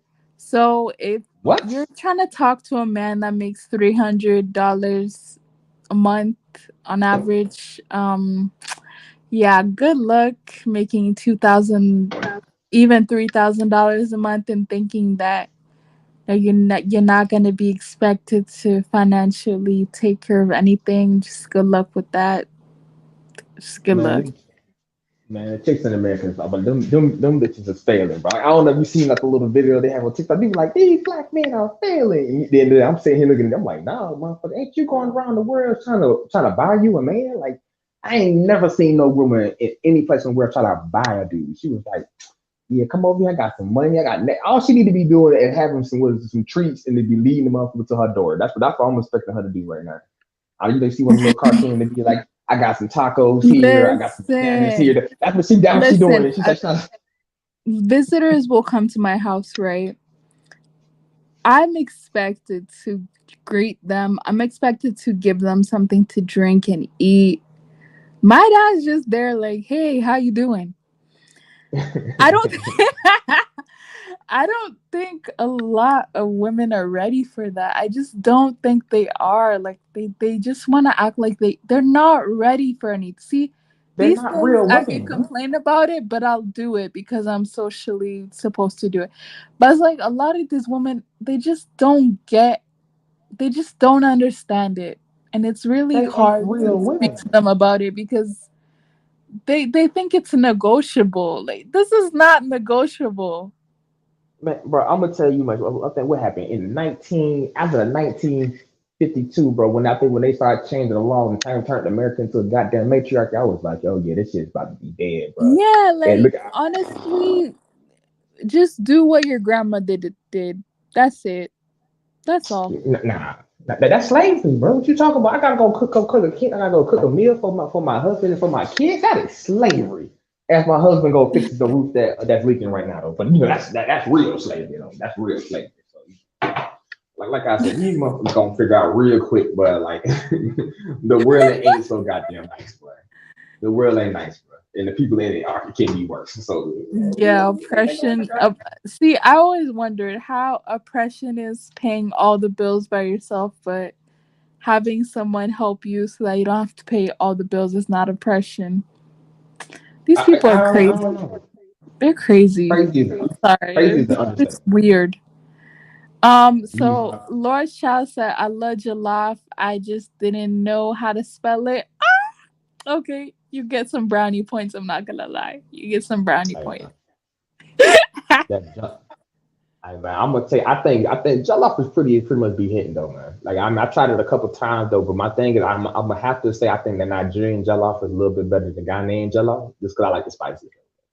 Like Ghanaian Jollof is Oh, smooth. It's oh, smooth. It's Chaz, did smooth. he Hey, just say that? I'm saying, Oh that's what no, I'm no, saying. I'm no, saying, no, no, no, no, no, but no, but I'm no, gonna no, tell, but no, hold no, on, but no, hold on no, though. no, Hold on. no, no, no, no, no, no, no. I I can't believe he just said that. I can't believe he just Hey, said that. but I'm gonna tell you, but one thing I can definitely say by Ghanaian chicks, they definitely make a mean fish stew though. But when they make the little fish stew Okay, that's in thank you, seven, I'll thank be you, upset. thank I'll you, be like, and thank it's you. like a weki. It's like some red kind of soft stuff. Whatever they put with it, I'll be like, that shit.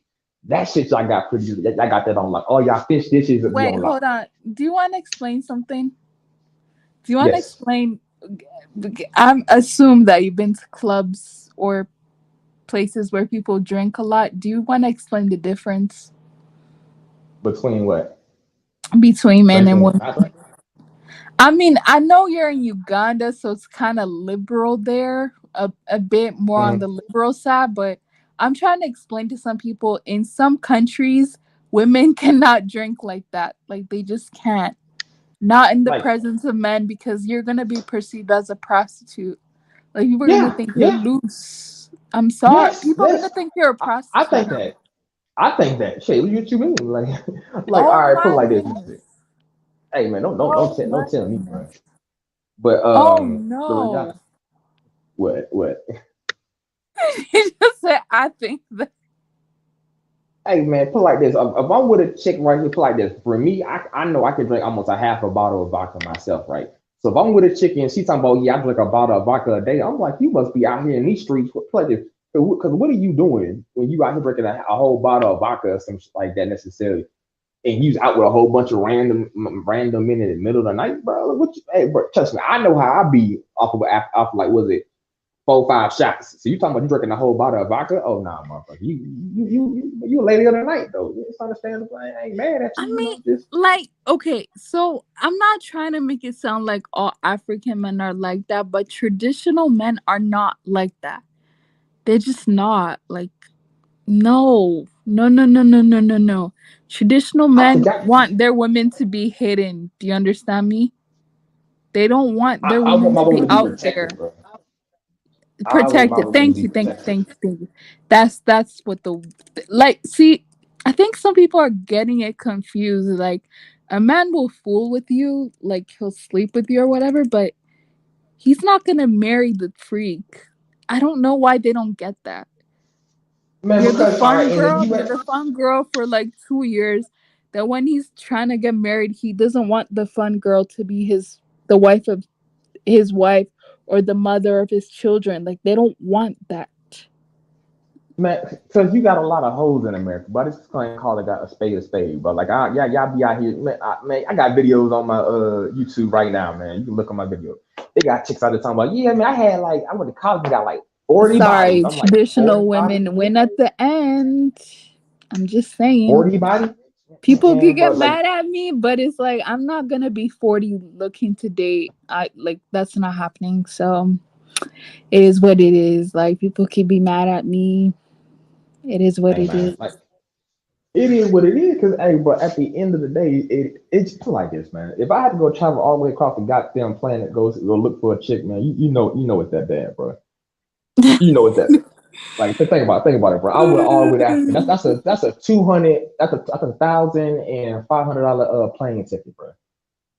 You think I'm spending that kind of money? Think about it, bro. So you said y'all here pulling that bullshit, man. See, people just don't want to admit hard choose is, bro. They really don't. But you know, dude, I mean, listen, men will give you attention, but these men are not marrying these fun girls. They're not. All right. I'm sorry, so Ben. Let me explain to you. Women can pretty much in the West, we can go anywhere we want to. We can travel anywhere we want to. We can pretty much do anything we want to, and we won't be looked at in a bad light. Okay. Who told you that? But when you do that in West Africa, when you go as a woman to another country, okay, and you travel there alone, some men, I'm not going to say all of them, but some of them, a majority of them, the men and the women, are going to look at you like you're some kind of loose woman. And why I say that is because where their culture, women don't travel around like that. Women don't move around like that, okay? Women don't just go off on their own and do whatever. They don't do that. So they figure if you're doing that, you got to be some kind of loose woman. You got to be some kind of woman who's just unruly and just does whatever. So, and they are. You got to realize that's the society that you're entering. Hey, bro, like I'm telling you, like I got a TikTok video a little.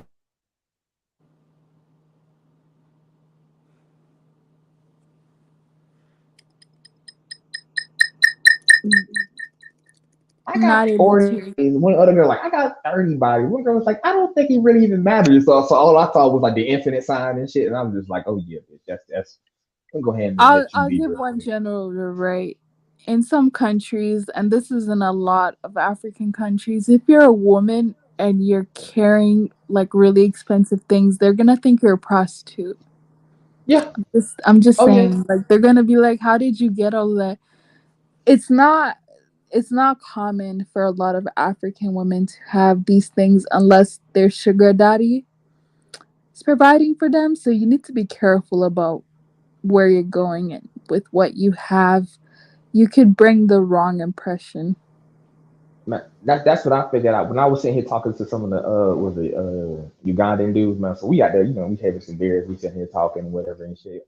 And I was talking to this one dude, he was like, "Oh, that's a prostitute." And I was like, "How do you know?" He was like, "Hey man, she got a Louis Vuitton bag, she driving a BM goddamn W," see what I'm saying? And then when I asked her, what they want to do is ask her what she do, she kind of laughed and kept moving. I was like, "Oh yeah, that's definitely a prostitute." and she had the Slay Queen weave in. I was like, "Oh yeah, but boy, oh yeah." But when I see that Slay Queen weave, I'll be like, "Yeah, let's go ahead and just, see what I'm saying? No, I throw my $50. Oh, bro, hey man, who you think, buddy? Who do you think you talking to, bro? You talking to Mr. International, boy? I went all over the goddamn. I went to South America. I went to goddamn like 4 countries in Africa before I even settled in Uganda, man. So, all right, so, I know the look. Yeah. So, want to finish the video quickly before the new panelist talks. Into. So you're already entering into a society where these people are going to think because you traveled there alone that you are there, you're just have low morals. All right. Low moral character. Seriously. That's what they're going to think. So that's the first thing you're going against is that people are going to just assume because you're not married, and you're there alone, that you're just this loose woman who's just running around with no respect for herself and no respect for others. All right. I'm not saying everybody's going to think that, but you better believe a majority of the people are going to think that. The second reason I would not travel around West Africa alone, okay, it's because of the language barrier. Like I told you guys in so many videos, it is so hard to communicate. And if you're coming from a different country, speaking a different language, how are you going to communicate? How are you going to do business? How are you going to even do the basics? How are you going to order food? You know, how are you going to do anything if you don't know the language? And you think, oh, well, so for instance, like Nigeria, they speak English, or even the Gambia, they speak English. But no, only the people who went to school speak English, people. If you have not went to school, you don't speak English. Okay, especially North American English people. We speak North American English, which is totally different from British English. So that's going to be another issue you're going to have. Communication barrier. You're not going to be able to communicate. So you're a female in another country, okay, you're traveling alone. So they're already going to be looking down on you because you're traveling there alone. So they're going to think you're some kind of loose woman because you're traveling alone. And then you can't communicate. So you can't even really tell the people what you want, what you're going to do, blah, blah, blah, unless you know the local languages. And most North American people don't know the local language. And if you do know the local language, you're going to speak it with a North American accent. And it's not going to sound anything like they're used to. And they still are not going to understand you. Okay. So the language barrier, that's another reason I would not do it. Thirdly, why I would not go to Africa and solo travel alone. Just because the cultural norms are so different than what we're used to. For instance, say I want to go in the United States, I want to go out by myself. There's no problem, y'all. I can just go to the nightclub. I can go wherever I want to, go have some drinks, do whatever I want to, no problem. If I go to the nightclub in Africa by myself, they're going to think I'm there to pick up a man, that I want to be with a man, that I'm going there to get a man, that I'm going there to hook up with a man, and that I want to be intimate with a man. That's what they're going to think. They're not going to think, oh, she just want to go and chill and just relax. No, they're not going to think that. They're going to think you're there for the hookup. Y'all see all this pretty fall foliage?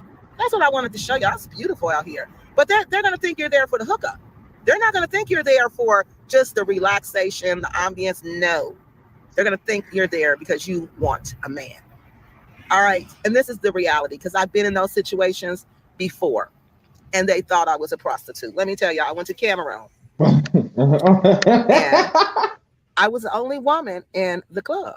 I was tired of being around everybody, so I needed a break, right? So I said, okay, I'm just going to go out and I'm going to go get some drinks and I'm going to just, hang out by myself. So I went to this, it was like a restaurant / bar. Well, do you know, when I went there, first of all, there was no women there. There were no single women there. The only women that were there, they were there with men, okay? And when I went in, they were just looking at me real strange, right? So then I sat down, and I was reading a book because there was this book I wanted to read. And I kept looking out. I kept feeling like somebody was staring at me. So I was reading a book and I'm looking up like, why are these people just staring at me? So I finally ate my food and I left. And I went back to the hotel to where we were staying at.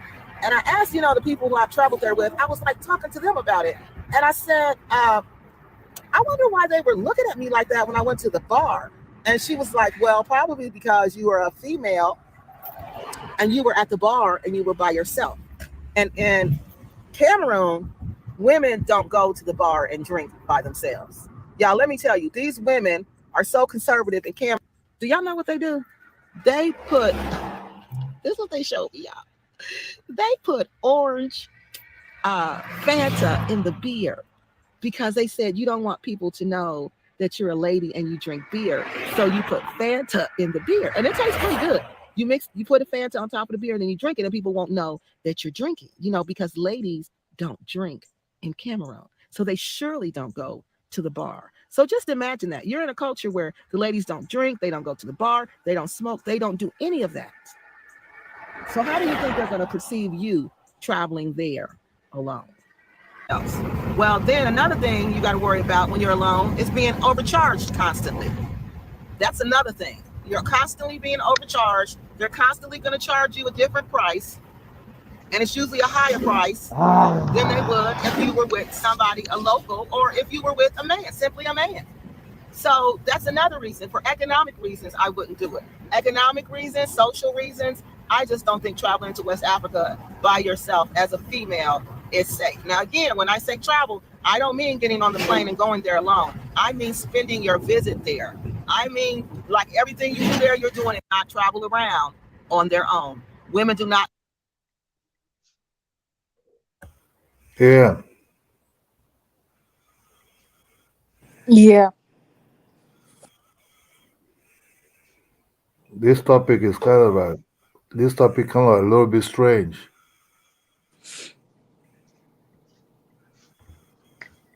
You Oh, there? so they don't think it's important?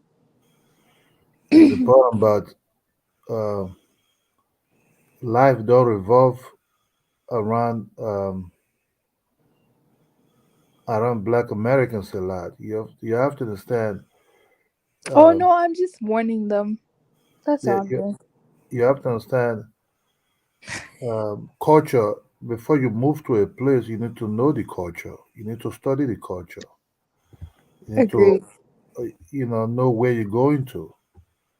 Because um, if if I go to China, I will know the culture of China. I will not bring my culture along with me into China because you will never survive into that such a territory.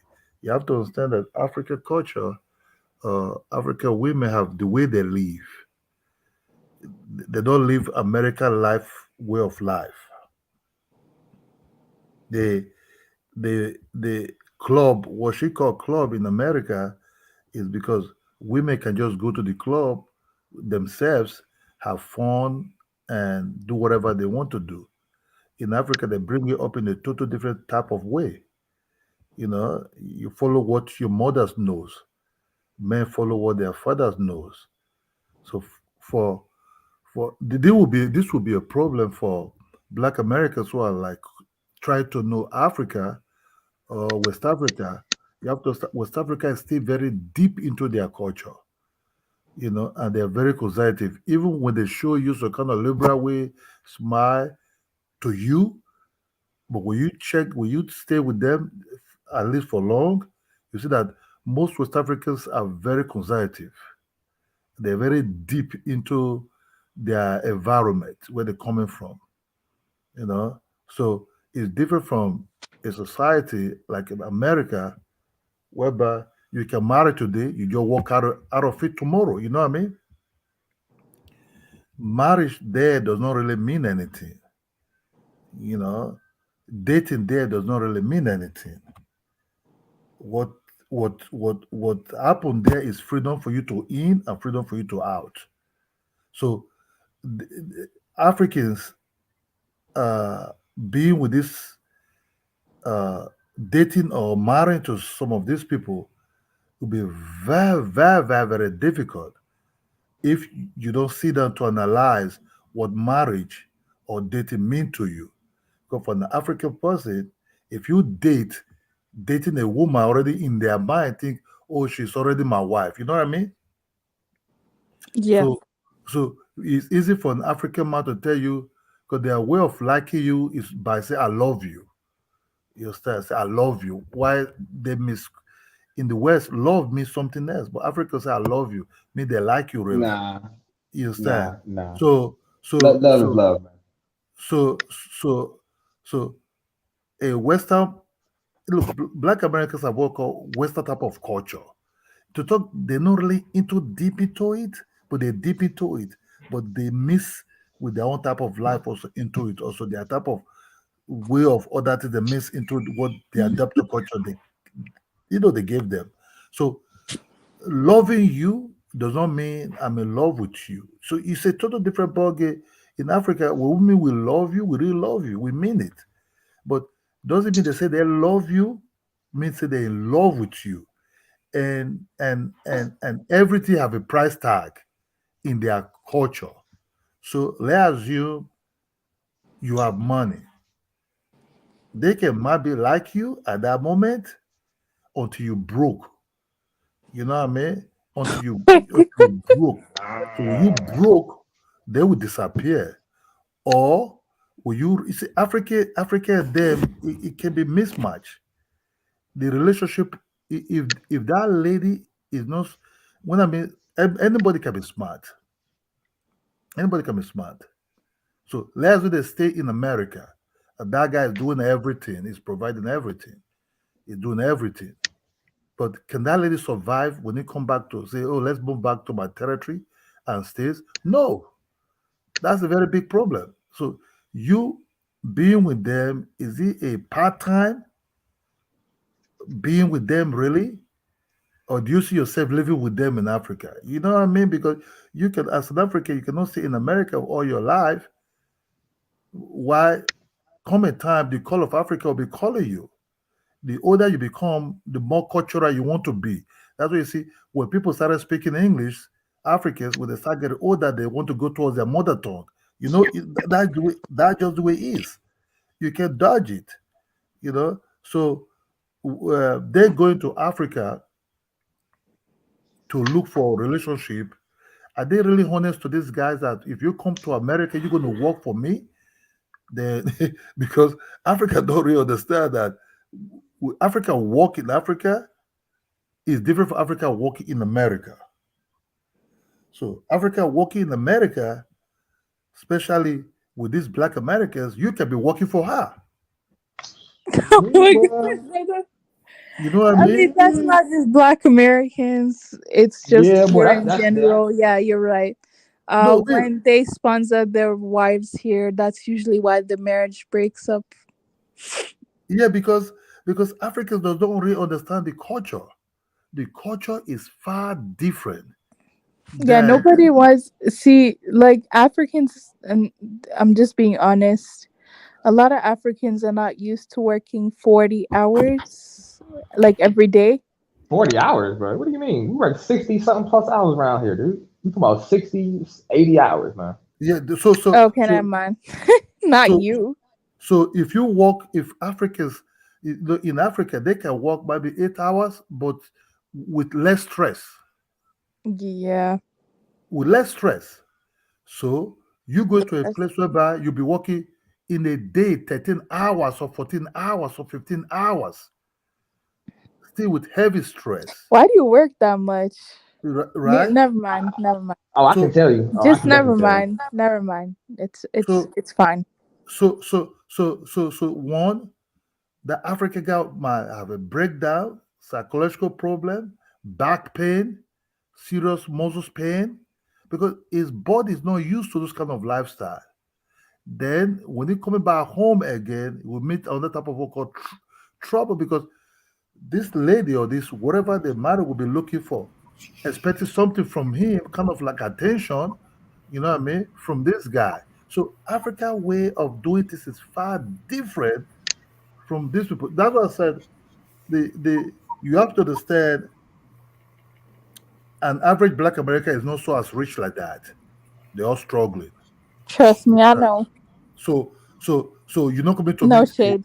So you're not coming to meet a lady that have businesses that you just sit in the office. You start. You have to go to somewhere to work. Well, y'all saying that African black women in America is poor and not doing well? Yeah, Major, most of them no, are from. like if you're doing well, if you do, if you're doing well, you have some businesses, right? Having a job paying you, like assume in a month, 7,000, 10,000 in a month. I just put on the high scale, right? You pay your house rentage and other bills and everything. Then you only have maybe 1,000 or 1,005 in your hand. Is that doing well, really? Or maybe you might have, after all the bills, your car insurance or your loan, you bought a car. You know, these cars have been bought on the loan anyway. Your house Oh yeah, mortgage and your house mortgage and everything. You maybe you have about $400 in your hand to eat and all these things. You know, then you come and bring an African man into United States and say, okay, then that guy have to work those hours for you, because the love is not really love like this. Is called business. It's called business love, work love. You he understand me? said business Right. love. You know, so when you bring an African man for Africa, which his life is totally different. Whereby if even the guy is working in Africa, he have what called less stress work, because that is his domain. I know you, you know me, I know your parents. So it's a total different type of work ethics. You know, so two, the meaning of relationship. African American woman can say, "Oh, you did do me today." Huh? What? You know what I mean? Let me just put it like that. So the African person, that kind of like insult. That means you want to take in charge. You want to be the man. Oh my God. You know what I'm saying?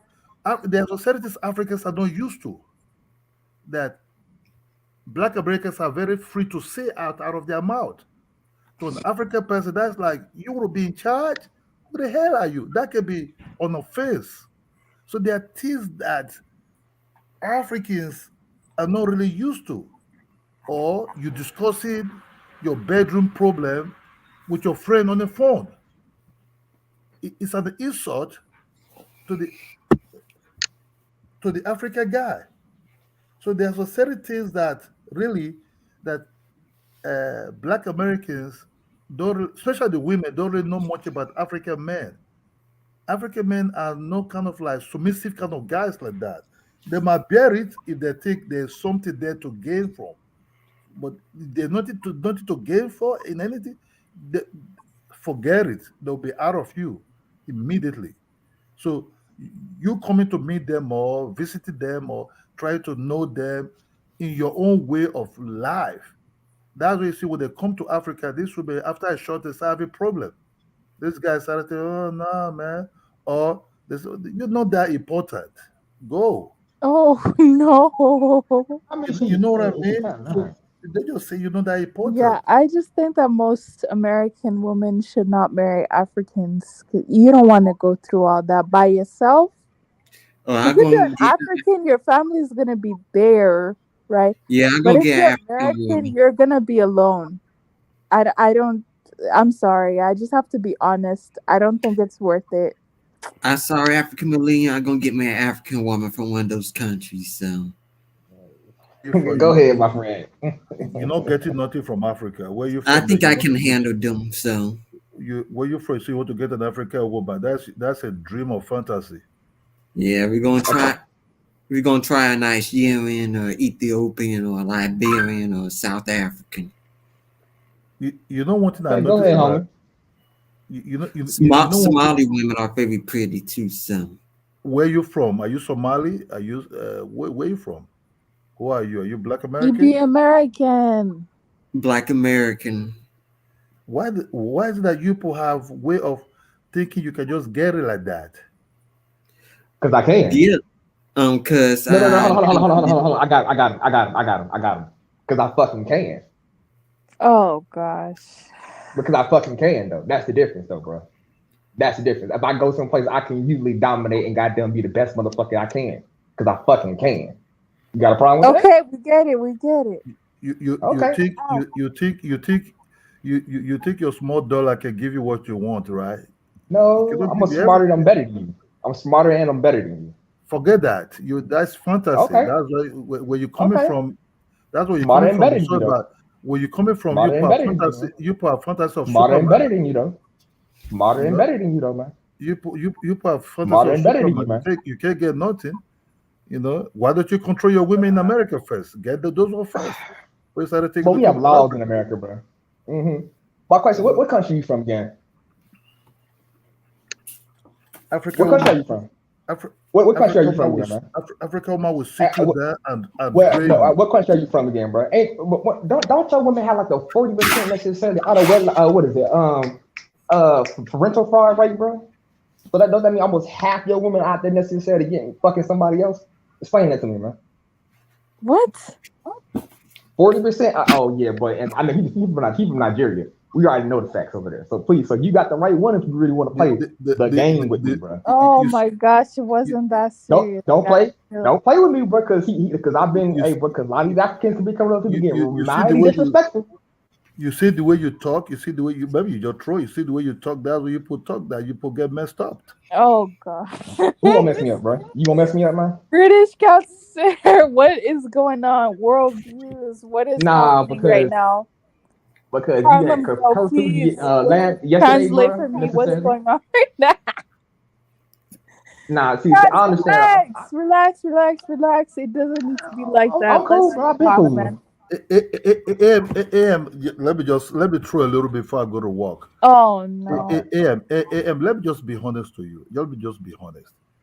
Yeah, This guy go ahead. understand. The Black American women that are coming to Africa, neither they are old, But or they they are are old. five, or they have 5 children or 7 children for different baby Oh mamas, god.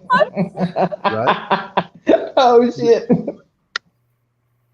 They they're coming to look for their group from African guys who don't know much about them, right? Then when they struggle to bring these guys in, they want these guys to start taking care of these 5 kids for 5 different baby papas. And, and, and, Kids and, with 5 different baby and, fathers. and these are not Black American girls who are like on their prime age, like young, something hot. These are like neither rejected, wasted. The Black American guys doesn't want nothing to do They're with the them. throwaways. They're You the know, throwaways, man. What they a just read. yeah. Because if you check them, they never really. They might be. You know what they're going to. You know what they're going to. Have you ever seen Black American woman who dated a very rich African guy? Really? Let's be honest. No. No, The no, African guys already married. because those rich African guys, they don't want nothing to do with them because those ones are into the hot Rich African African girls in guy Africa. want their want the even the culture. Like they want to be peaceful, like free. They don't want Those all big that. those big African guys who have these mansions and who drive on range and everything, they, they're not here to hear your accent. They're not interested about you. Hmm. You know what I'm saying? They don't have need to. They don't. You have you ever seen Black American woman who date a rich African guy? You see No. all, who live in a very big mansion, drive on a range, and all kind of cash. No, you see them The hanging around with all kind of hotels and beach boy. the kind of way of life. The guy is struggling. To be So honest, most African men date their own. They don't really go out date any other race, and they really don't seek out black women in America like that. Black women have to go out their ways just to get their attention in order to get with them. It is what it is. Sorry. yeah, but these African guys don't really know much about these ladies that are coming. Some of them are high. They have 5 kids for 10, 10 baby daddies. Some of them be old and they don't get a groove anymore in United States.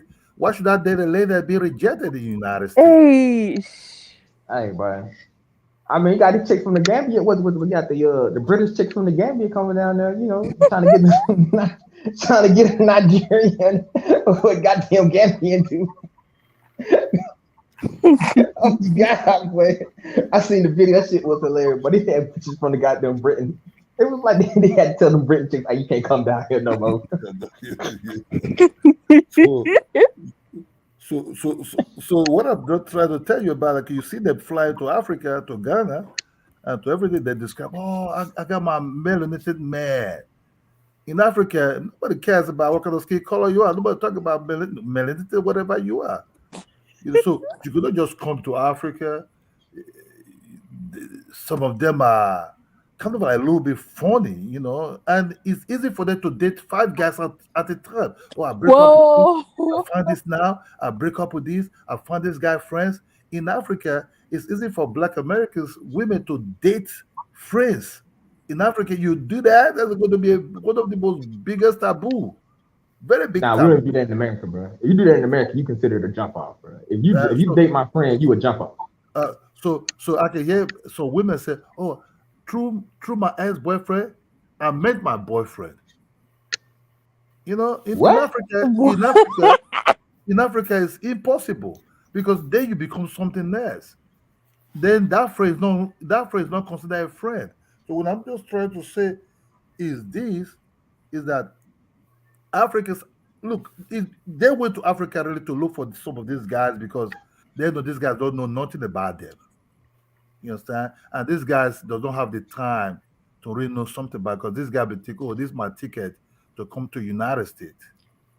Then maybe when everything goes well, the guy is not in United States, that this lady now become a burden to him. Now, whoa, there are better ones here. Why should I stay with this?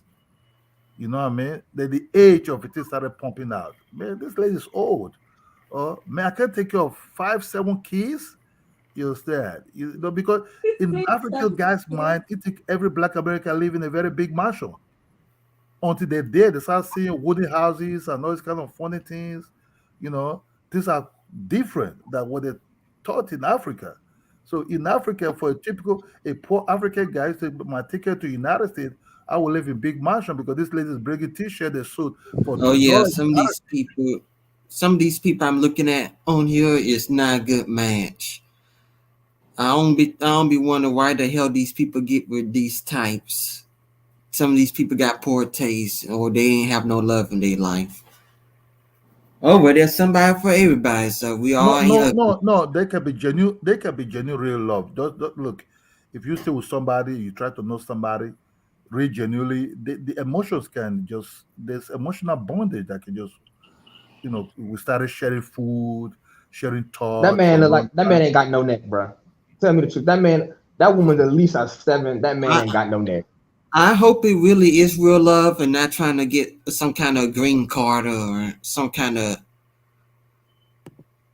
resources that they need or whatever. I hope it really is true love. Who's this one view? This one view said I'm blowing this up in this chat. What do you mean by blowing air out of? What do you mean by that? I'm just saying the truth that actually the black Americans that are coming to Africa, they're not just out there. Sorry, it's the wrong ones that are coming there. Sorry, you know. So if I go Guyana, I mean Ghana, wherever country African millennial from, I don't know how to pronounce it. But if I go there and get a woman, I should be successful because I don't know what Ghanaian women like in a man. So, because Okay. any different groups of African women are kind of different. So, are Yeah, Ghanaian women mostly the chubby, thick ones? the black American. Damn, what? I'm not even gonna wait. No, I boy, don't know. no, they do not, bro. There's no chubby African women like that, bro. Most of the women are in shape, But boy. but your eyes are seeing things what the modern world give to you, like what it called the hot look. In America, in Africa, we don't really care if you're big or chubby or skinny. We don't see things like that. You that live in America, you see things like that because you fit into the fashion world of how a woman's supposed to look like, supposed to be like hanger, walking like a hanger. It's not really a human being. In Africa, we sing with different type of shape because in our family, we have total different type of shape. We have the skinny one, we have the big ones, we have the chubby ones. So we don't really see things the way your eyes are seeing things. You understand? So that's what I said. We sing with let me hold my skinny woman, let me hold my big woman, and let me hold whatever. That's where the Africans sing like that. So Africa don't see things like the way you perceive things, because you perceive things through the lens of a fashion white man. You understand? So we don't really care if you're chubby, we don't really care if you're big, we don't really care if you're skinny, because in the family we have different type of shape of family members. So it depends on your choice, what you really want. You understand? But what Africa is really is about the tradition what they carry out. Because 95% of Africans are conservative. You can change that. That is the amount, both the men and the women. There are certain things you take as a move that will shock and look at you first. That doesn't mean that they will not try something new, but in the long run, it will not work. They will always return back to what they knows. That's why if an African girl stay in America for so long, if we come back to Africa, just give him a week, he will return back to the culture immediately. Immediately. So the devil said, you can you can be doing whatever you do. You still, it's not about the chubby, the Black American women that are chubby or not. No. Those forget those aspects. Those are personal body type of people, and it's not their fault. There can be heredity in some of all these things. What I'm trying to talk about is not the body shape. It's about, do you know these women really? Do you know the culture? Do you know where you're going to? Can you handle these things? Because they So love you the getting a fat woman then? I'm gonna ask you a question. So you getting a fat woman then, man? what are you saying? So you getting? I'm asking. So I'm asking. So Well, are you going to go marry a 200-pound, 220-pound African woman, man? no, but African fat is different. It's like Yes, it thick is. fat. Like it's Look, like not African fat, processed food African They fat, don't fat be is looking at those Af- 600 people. and it's I ain't acceptable to actually marry look, because someone look, who's bigger. look, it's look, Bigger. true. look. Africa don't see things like the way Black Americans, because your lens is different from us. Knowing somebody does not mean the shape, because knowing somebody becomes slow because you build it up. You understand? You build it up. But you see, your food you eat in the United States is full of homos. Men grow breasts like women. You know what I'm saying? Yeah, because in Africa, because when I see No, Africa, I in never in seen in none in in, that. in, in in Africa, in Africa you get thick. You don't floppy. You know what I'm saying? You get thick. So African woman naturally is thick, is strong. That's why you can see that they could carry things on their head, and they can do a lot of difficult jobs. In America, the fat is different. It's floppy.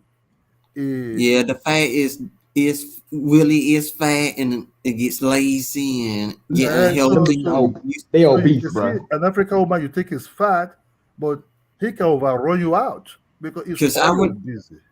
I'm gonna He say said this. what you got. I never seen no African woman obese to where they be on TV with 600 or 500 or even 400 pounds. I think the most I But seen a fat African woman weigh is like 200. But they don't look the kind of fat like the people in the United States does. man, we supercharge. They supercharge everything out here, man. You got your Happy Meal is like the size of like was it 5 people meals, man. So I understand that shit. Yeah. Hey, Yeah, that's do just it. bothering. Hey, do it make y'all feel bad or make y'all just feel some way if y'all see a fat person at McDonald's eating a Big Mac or a supersized meal and they big as hell? And Oh yeah, Wow, boy. did I feel Bro, I be seeing that shit. I was like, bro, I be like, this is really. And they get like a Diet Coke or some shit, and I be sitting there, why you got a Diet Coke, bro? Why you out here playing the game, bro? You know you fat as fuck. Like, that Diet Coke ain't gonna save shit. they fat already and they already Can have I got super a meal. large meal, and you know what? I'll take a Diet Coke.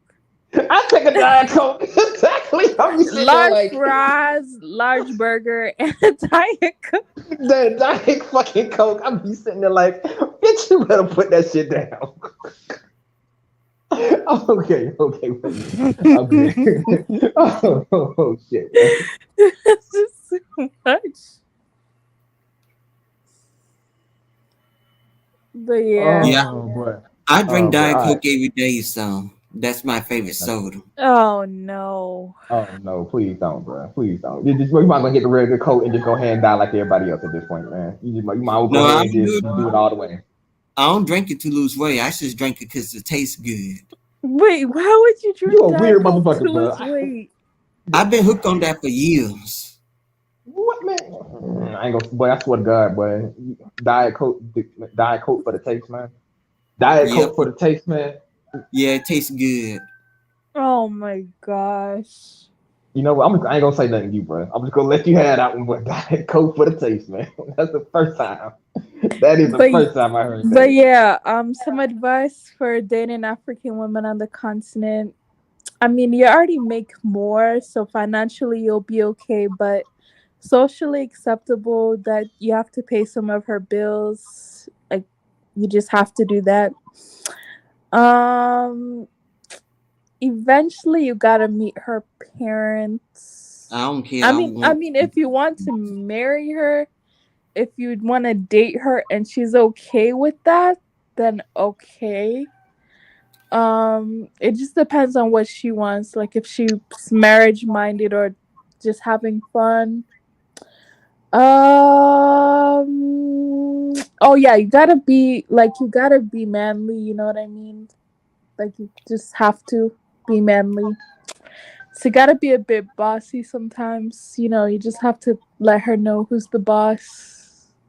She'll be expecting that, you know what I mean? And what else? I don't even know. I mean, yeah, that's it, pretty much. It's not too much that you gotta do if you're the man. Yeah, because the women not materialistic, so they will be very appreciative of who you are. Um, I don't think they're materialistic. No, that's why I said they ain't. So I'm that Oh, one part I'm okay. happy about. Okay, cool, cool, cool. So African Millennium, will you date a Black American? This is such a random question. Yeah, I mean, I Um, kind of. I highly doubt it Why you say that? because Because niggas be wildin'. it's just a different culture. Cultures don't mean anything. We all can learn and experience. Yeah, but it's different because, as Bless said, I'm like more culturally African than I'm not. So it's like there's just certain things that it would just have to happen, and I'm not sure if the person would want to change themselves because I'm not becoming more American, so to speak. So he has to become more African, else it's not gonna work at all. And how you become more African. How do you become more But African? Yes. you So may need a private. You may need a private lesson then, man. You asking all these questions. You may want to get her like pull her to the side. Can I get like a quick how to be an African man lesson real quick? Like give her well that $5. so that means I gotta learn the language, develop their traditions and cultures, wear their clothing, Exactly. No, no, and no. Exactly. get rid of everything that's American about me, and just No, adapt. no, no. You don't have to get rid of everything that's American, but the basic fundamentals, you should know those things. No, depends. An African guy can marry a Black American guy. Depends. You have to understand. They have to know each other right from the school, because it's easy to know the guy. The guy knows you. Then you all can have like a quiet time, for yourself. It doesn't mean that Black American guy cannot marry to an African woman, but you see, these things build up over time. Because I have a far distance relative, young girl who is married to a Black American. They came to Nigeria to do their traditional marriage. So you have to say, this is like, okay, I know him, he knows me pretty well, they know each other pretty, it, they really have to know each other. But you see, Black Americans sometimes might even have a difficult dating an African girl because sometimes a very big cultural differences also. You understand me? Not just the African girl don't want to marry to a Black American, but you have to, from the African woman perspective, is this because the way they be brought up. I'm not talking about Nigerian children being born in United States or in Canada. An African woman who moved from Africa to to United States still have the mindset of, okay, where do my child belongs to? Which tribe? You understand? If you put Black American man and put a Mali man there, the Ghana or Nigerian woman will marry to that Mali man because, okay, my child is going to be from Mali in the tribe there. You understand? So that's just the way African person think, because children belong in Africa to their father's side, not just neutral like that. You understand? So every African woman see have about, okay, my child is from maybe Madinka from Mali, because the tribe is wired into their system. You understand? So if you go to marry to a Ghana woman and he's an Ashanti, he would like to know where you from also as a tribe. And it's being made up in in Ghana. If you be made in Africa, it will be very difficult for an African woman being made in Africa, woman of the United States, to get married to Black America really, because it's being wired in a different form. But if you be born in the United States as from you're the first generation of maybe Ghana, Nigeria, it's a little bit different, a little bit different. So that's just the thing. But doesn't mean that Africans are not married to Black Americans who be more in Africa who went to the United States. You see, they have to really know each other pretty good. Love does not really know boundary or tribe or anything, but depends what is her boundary, what is her war. Is she ready to destroy those war and see what is the other side? That's a total different ballgame from the African person. Yes, that doesn't mean they will not try, doesn't mean they will not do anything. So that's what I just try to say. So if you see an African man who carry a Libra face, wear jeans and t-shirt and baseball cap and walk around like all that, just have to get used to him first. You come and see how conservative that guy is really in his mind. It's a total different ball game. You know, Yeah, 100% agree. They have to know each other. I noticed one difference between dating over here or dating in Africa, at least from what I can see, is that dating in Africa is like your friends first, and then you get married, and this could take years. But dating over here, like people just casually date too much. It's weird. Like they'll just be in a relationship for 3 months, 6 months, move on to someone else, and I'm like, are you guys dating for serious reasons, or are you just dating to have fun? They they Because they make they African turned women America. don't date like that unless, I mean, I know there are African women who do that, but African women don't want people to know that they're doing that. That's the difference. You don't want to be with a different man every 5 months. That doesn't look good. You look uncouth, man. You look very uncouth to be doing that. You look Yeah. kind of loose. You look loose. But like for me, next step, when I went to Africa, next step, I had a pretty good time, and like I said, I'm pretty respectful to most people, and I'm pretty kind and generous to Mhm. most people that I deal with. So I don't really have them kind of issues, but Mhm. I guess it depends on your personality necessarily and what you kind of do for a living. Like me, I got remote work, so I work as a mechanical engineer, so I can kind of just bounce around a little bit like that. But if it depends on your money, then you got to be more stationary for your money. You got to come up. it, dating. That's what I said. Like, That's what I said. In terms of relationship or the way you see things is different from the way Africans see things. That's what AM just hit at the day. You just move from one side to the other side, or marriage is not really marriage, or really to an African woman, no matter how rich you are, he will never want to divorce you or think, oh, if I divorce him, I will get this money, I will get this house. No, no, no, no. In their mind, it's not made up like that. In Africa, if you marry to a rich man, doesn't mean if you divorce him, you get money. Hell no. It will just throw you no, out. no. I mean, you misunderstand what I was saying. When I went to South Africa, I went down to South Africa just to go see. I didn't even date nobody when I went to South Africa.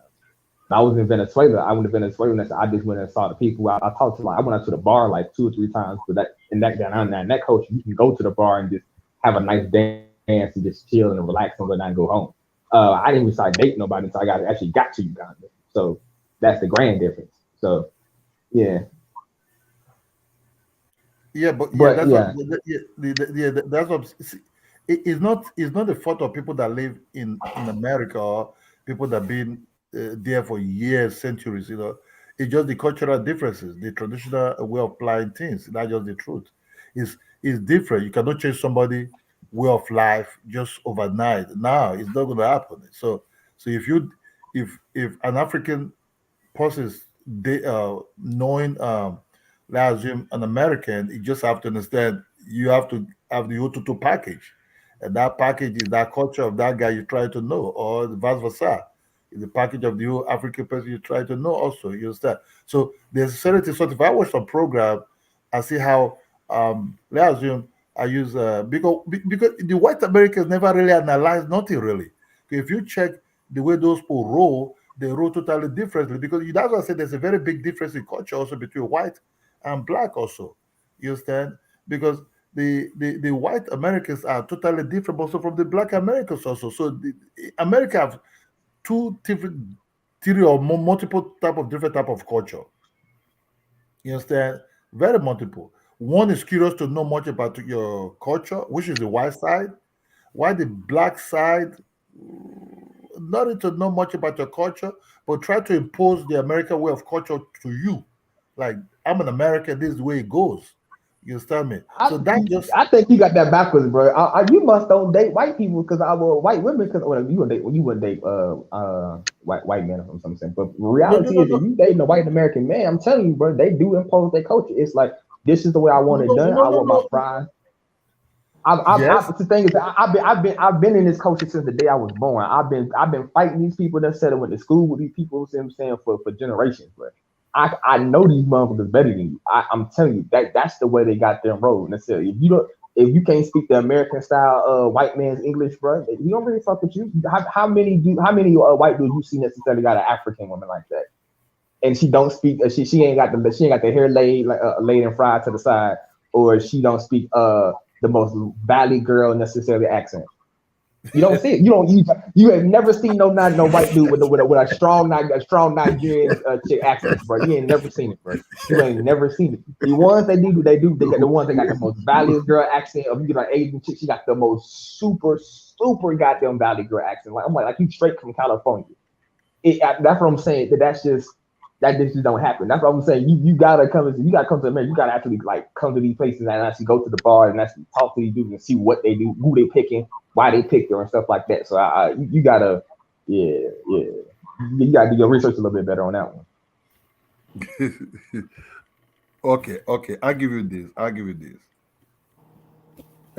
There's a program I watch in YouTube, right? Then this Nigerian guy, two Nigerian guys. One, the guy was doing well, right? Married to a black American lady. They went to Africa, they stayed for a while, they came back to America. The other white lady was dated to this Nigerian guy. It was okay doing well also in America, but try to get more money in Nigeria, right? Then the guy moved to Nigeria alone to be looking for this contract. They're coming back every 6 months, right? Then it did go down way in Nigeria because the Nigeria friends fucked him up. They now came back to America broke, very, very broke. Very, very broke. This white lady stand by this man. I said, it's okay. We just tried that. It didn't work. Let's move on. Then the guy thought, I just missed my son way of life. For all these years, try to get some big money from Nigeria. But the white lady still stay with this guy and they start building things up slowly. But for a black American woman, you'll be gone immediately because no money, no love. Instead, you can't pay, you don't bring money for the house rentage, you don't bring money for anything. He's not going to be patient with you. You'll be gone. You'll be gone long time. I said, man, nigga, I ain't gonna broke your broke ass. I ain't send you to damn fucking Nigeria to start doing nonsense. That's your fucking shit, dog. He said, so what I'm trying to tell you is the culture is different from a white and black. That one will say, okay, we just tried this, it didn't work. That's not the end of the world. Let's enjoy life. Let's move on with whatever I can do a lot. I will support. It's okay, baby. The other one will tell you something else. So there's a lot of Nigerians who lost job and their black American wife kicked them out. What? You know what I'm saying? So it's about the money. It's all about the money. One love money a lot. If the money is not just there, I don't know because of their situation in the past, But the other ones, you see, what you should understand is lifestyle differences is different. That's what I said. If you bring this African guy, because I know this, most of these Black American girls are going to Africa to bring this Nigeria or Ghana guys to come to America to start working for them.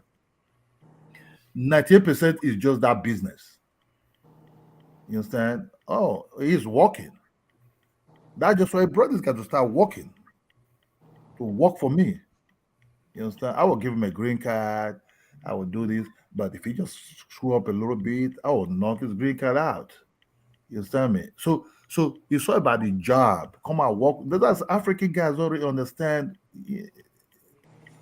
Except those that date them and want to remain in Africa. You know, not all of them, but majority of them coming to Africa really to look for what called second life. You know, second life. Really. You cannot see. Have you ever seen a 19, 20 hot Black American girl really going to Africa to look for a man?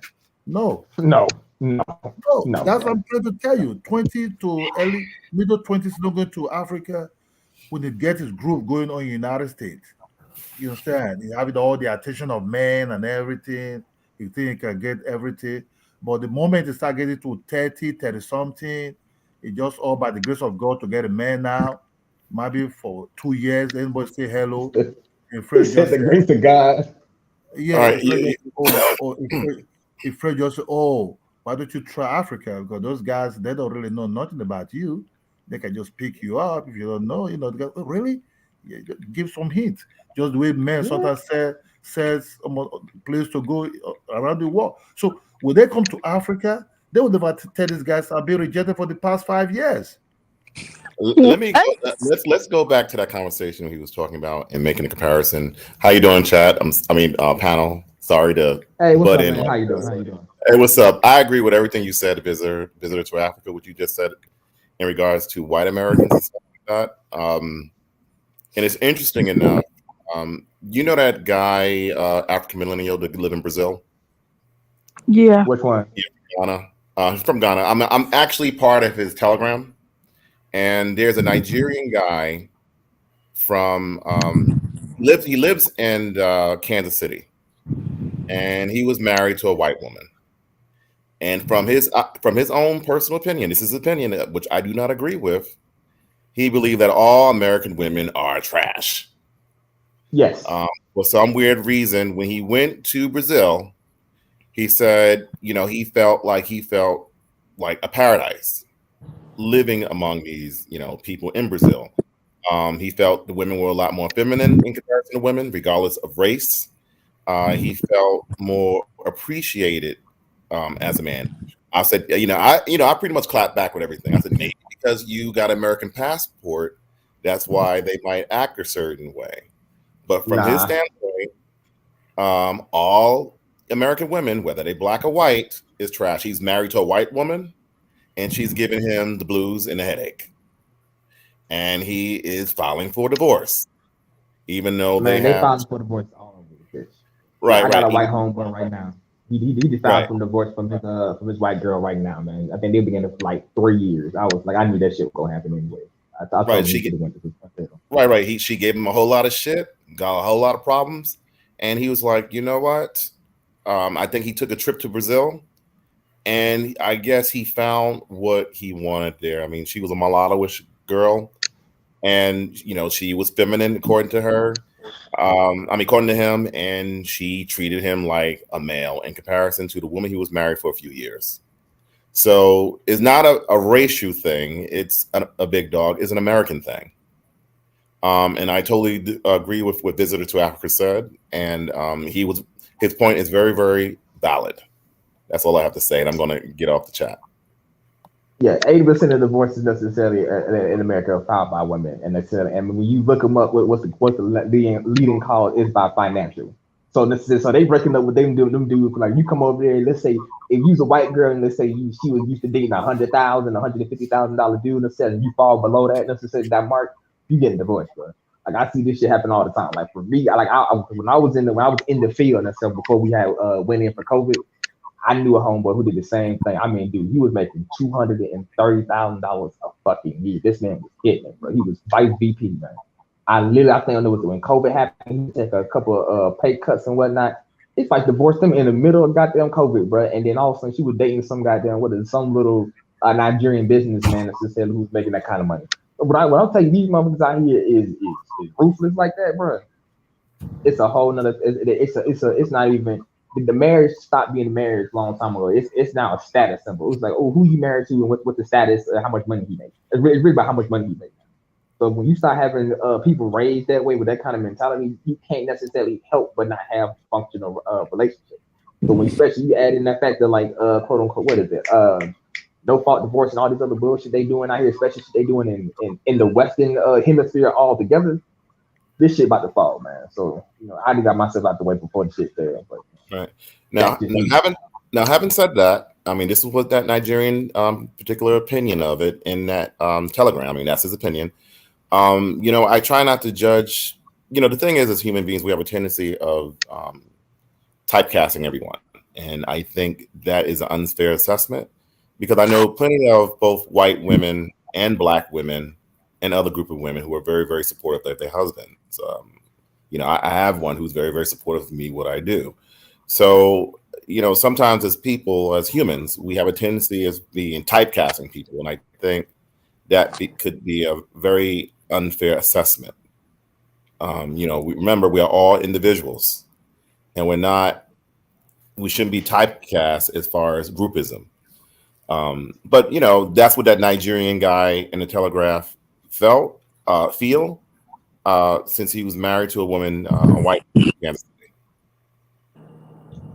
I'm gonna have to go ahead and put you some pushback on that, man. Culture is everything, bro.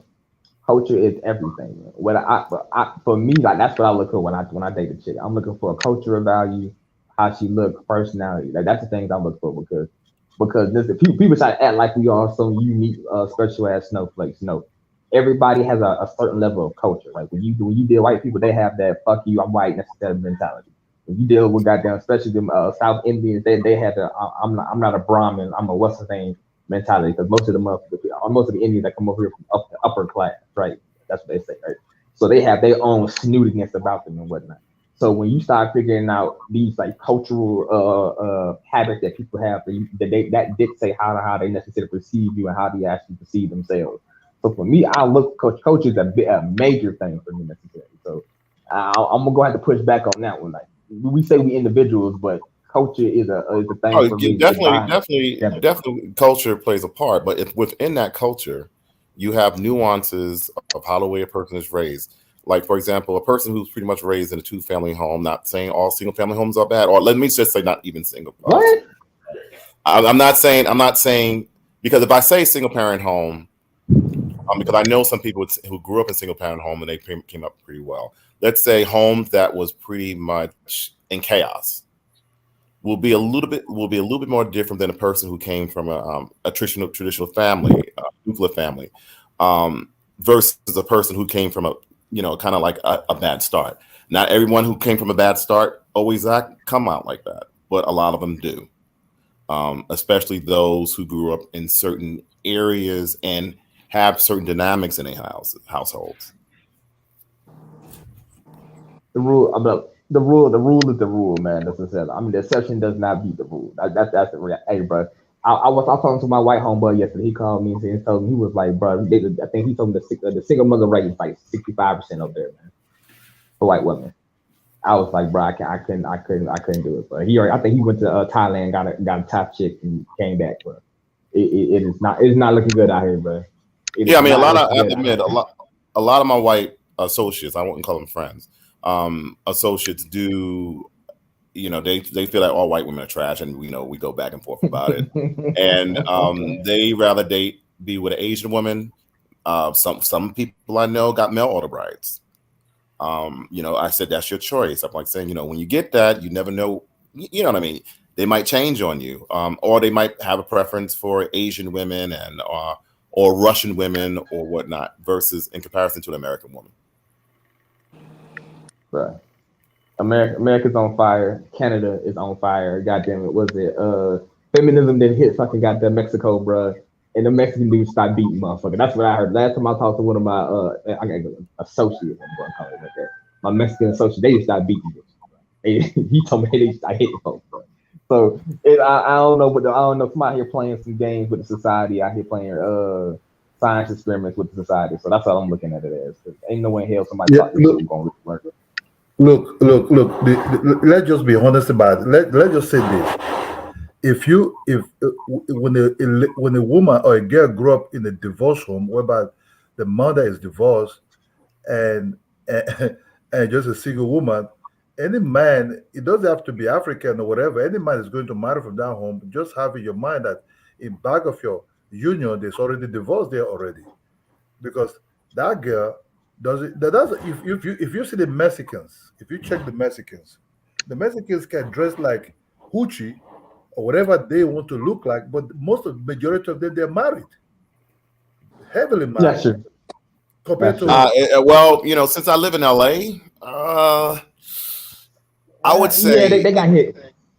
no. I would say it depends on the Mexican generation. I mean, you have first generation, you have second generation, you have third generation American Mexicans here.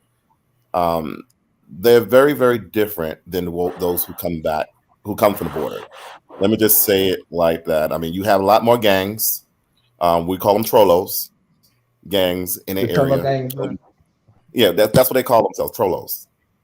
Cholos, okay, yeah, trolos. That's the term that they use, and they use the term Chicanos to describe themselves. Some of them describe themselves and stuff like that. So yeah, we got those in Georgia too. Say what? Yeah, we got the cholos in Georgia. That's what they call them. Yeah, they call themselves trolos, and you know, and they've been around that type of culture, gang culture, and you know, I would say they have some deviance in their household as well. If you're talking about the ones who just coming here, as far as picking, you know, like apples Strawberry. and grapes, yeah, a little bit different, Yeah, or the strawberry. short ones. Yeah, the short ones. God damn, you had to say it like that, bro. That's what they say. That's what, you know, with the current political situation that happened right now. One female a person, you know, in the government in California. She made comments about Southern Mexicans as far as being short, dark people, and she called them ugly. She said it on tape, when she said and insulted African Americans. That's what she said. I'm just saying, and I heard plenty.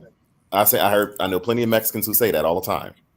So it's different out here. Let me just say it like that. Even in the prison system here, right? Even in prison system here, right?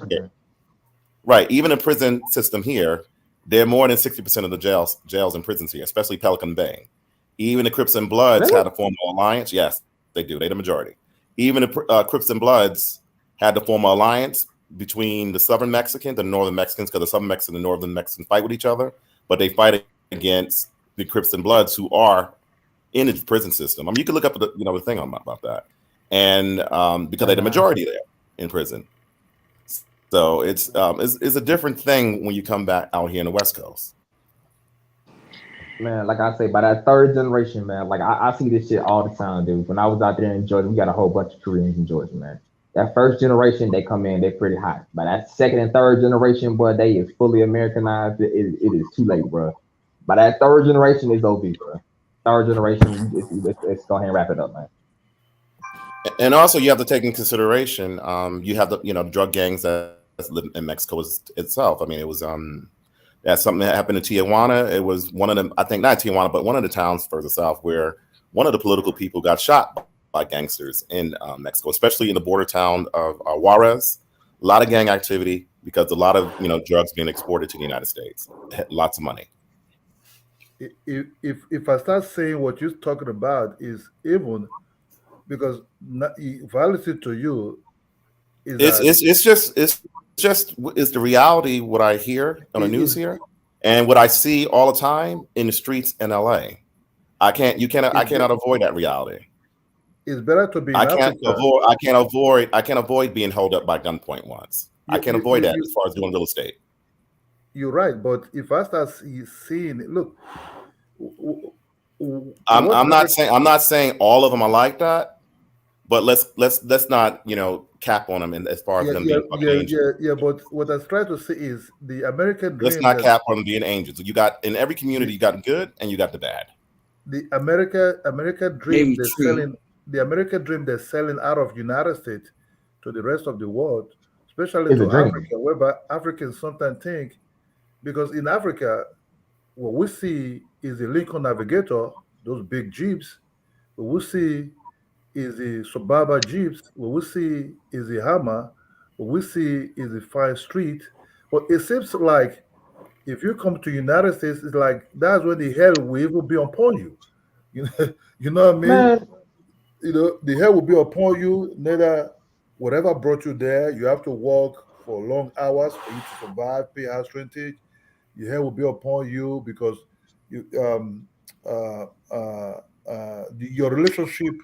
your relationship is a total big martiality kind of territory, and you if you can't cope, you'll be on the street.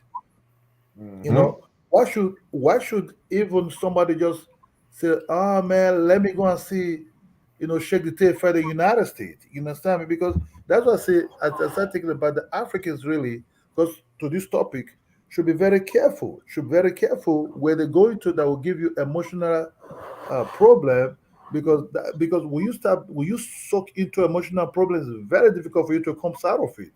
That little depression, that little things that Africans are not really used to, like anxiety. They're used to, you start become having a strong anxiety. You start become having like body pains from nowhere, because all this are all psychological something that really, I'm not saying that, as an African, if you want to know somebody that is not your territory, that you can know the positive, but you have to be very careful that if you can eat a little bit well where you stay in Africa, just to that person, I'm not coming over, because when you come over there to United States, you start having all kind of big old shit, and that coming back, people think you're a failure or this. So that's what I'm still saying, that these Black Americans, I could about it's not only Black Americans that are coming. It's all about this internet can easily make relationship far more easy nowadays. You can be in Africa and start talking to somebody somewhere far away in China. So it's not anymore. But what we're trying to say about this is about just be very careful, know where you're going to, and know the culture you're going to meet. Otherwise, the culture is totally different. The society is totally different. Your work, the way your job act is totally different, because in Africa you can work less, you not be fired. Because What? yes, what is going on with a little excuse, you can be free. You understand me? Nobody's going to fire you because of for you to be fired. You have to be stealing, or you stole something big in that place. Not really you be fired because just like that, because of your race, or just because the person didn't like you, or the person just on the bad mood. No, it's not happening like that in Africa. You understand me? So staying in Africa, as I see it like this, because look, forget about these t-shirts. But what we see in Africa is about, we want to be kind of like, whoa man, I like the t-shirts, I like the Jordans, I like the cars, I like the houses. But then you come over there, you start seeing this house, you see they're very, very far from you. You can say, in Africa, we're not on mortgage to buy a house. We build our houses slowly. It can take 5 years, 10 years. We just build it from the ground slowly. So there's no mortgage attached with it. There's no African person tell you, oh, I own mortgage to have my own house. No. We tell you, I built my house. So you start having mortgages, you start having credit card debt, you start having car loan debt, you start having, when you want to shop, you shop on your credit card. These things are easy to get. So these things are just easy to grab at one point. But by the time you start working, paying for all these things, that's when the stress started hitting you. Because you're working, but you're paying for things that you think that might make your life very easy. Here in Nigeria, if you don't have money, you don't drive no car, no problem. You take taxi, buses, and all these things. Until you save money from your salary to buy maybe a second-hand car and everything. So you can see why I said Africa will be prone more into deep depression, very serious one, than the people that be born. Look, most Western people are born into stress. Their immune system Yeah. are born into stress. African people are not yet adapted to such a stress because we live with family members and so on and so on. So that just I just trying to talk about that. Be careful where you're going to. Be careful who you're going to meet. Be careful. Not every that's glitter that are gold. The ladies are coming to pick you. You don't really know her behavior. Sunshine is different from depend where you're going to on the cold territory. On the cold territory, you start seeing the real cold way of behavior of that lady because when the sunshine is different from when it's cold. So you don't really know much about she's gonna turn and say, God damn, what the fuck you doing here? You know what I mean? So these are the things that Africans have to be very, very careful of because we're not there yet with them. Our system is far different, So that's just what I'm just trying to talk about. I'm gonna go ahead and tell the truth. Like when you go to America, like most of these people out here on antidepressants, man. Like that's why I be sitting out here looking at a lot of these people like they fucking crazy. For me, I'm financially stable enough to the fact that I can quote unquote leave America and for like long periods of time and then come back. I've been over here. I went to been in Uganda for 2 months, but I was in South Africa for 1 month, and then I was in Venezuela for another month.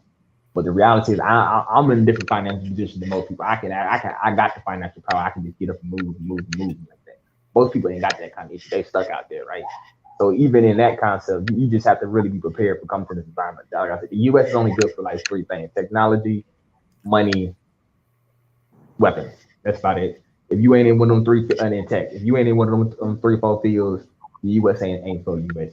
So, but other than that, that's not the best thing you can get about that system. Oh yeah, we got good healthcare. We got good healthcare in this sense. Other than that, it's not the place to be. Bro.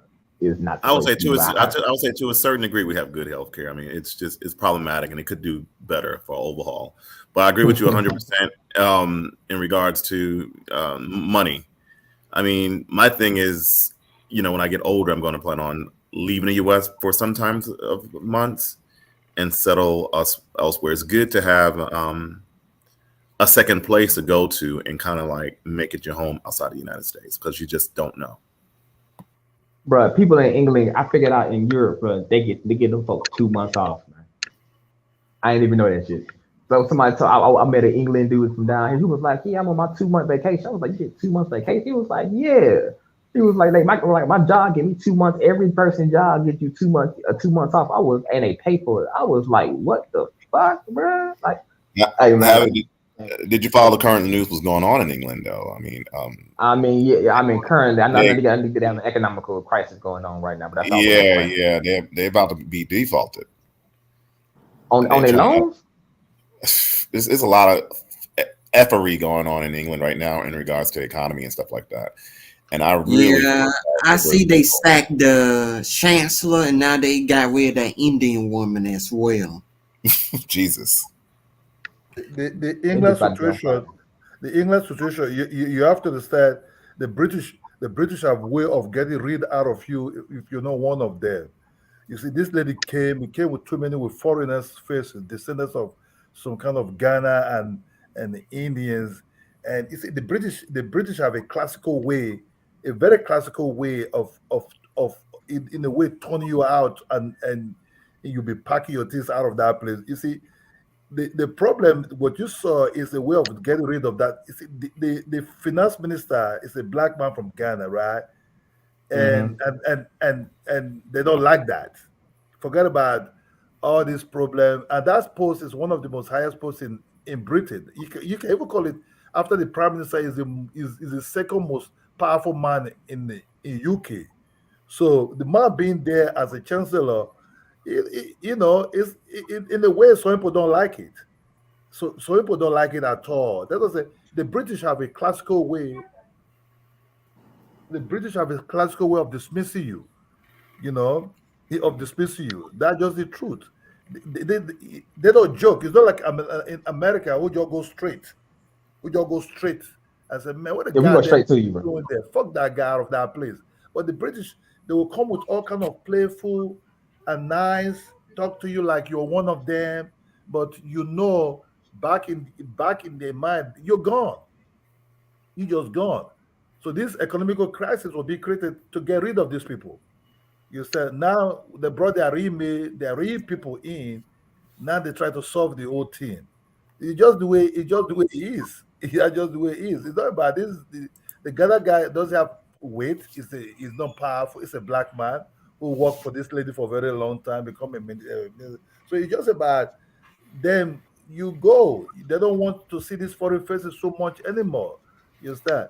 But the I other side, knew what I you are knew it was surprised about, something racist about that because when I saw he was in the second most powerful position, I said, "Oh no, they ain't gonna want a black man in that position. They're gonna find something wrong, blame something on him, and get rid of him because that position ain't made for no one else but a white man to hold." And yeah, I see they having an issue with this new prime minister lady, and because she picked a cabinet where mostly foreigners, African, Indians, and whoever else.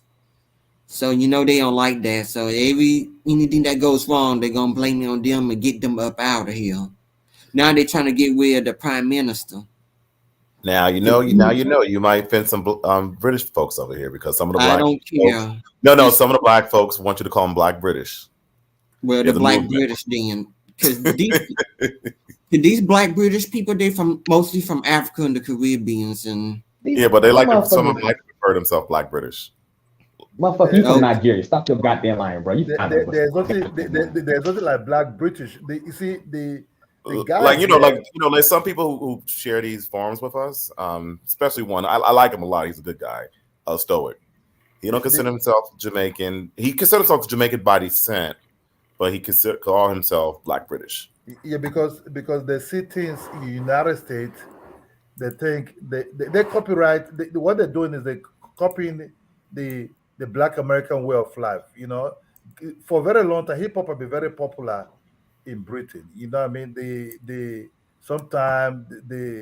There's those days they used to have bands like the Black America was also having band like a Bobby Brown type of band, and the British also created a band like that also way back also. You understand? So calling themselves Black British it looked very stupid because most of them they are descendants of Nigerian, Ghana, and the Caribbeans and this. They call yourself Black British. It's a way of kind of looking for an acceptance. You understand? It's the way because the Englishman really don't see you as one of them. They call you Paki. They even call the Indian Paki.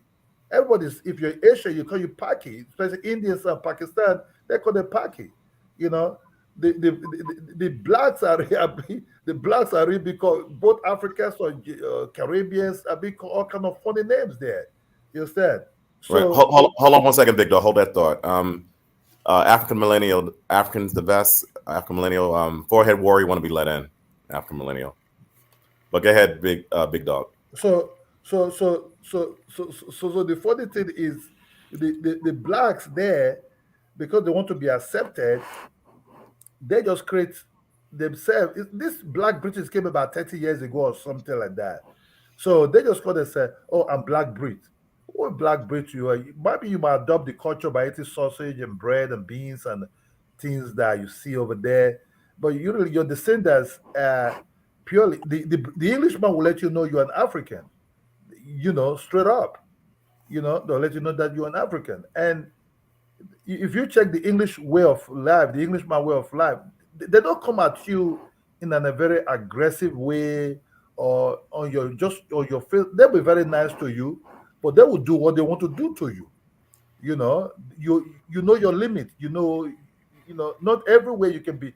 I don't know much about the United States, but in Britain, you can just walk into like all kind of bars and everything. Because there you still have like the white bars and all this thing. You as a black guy cannot just walk into a white bars to drink something, they will look at you funny. They're like, what are you doing here? They'll ask you to go. If they didn't say it with their mouth, but they will say it the way they look at you. You step it. So you, as a black person, you know your limit. The Pakistanis have their own where they are.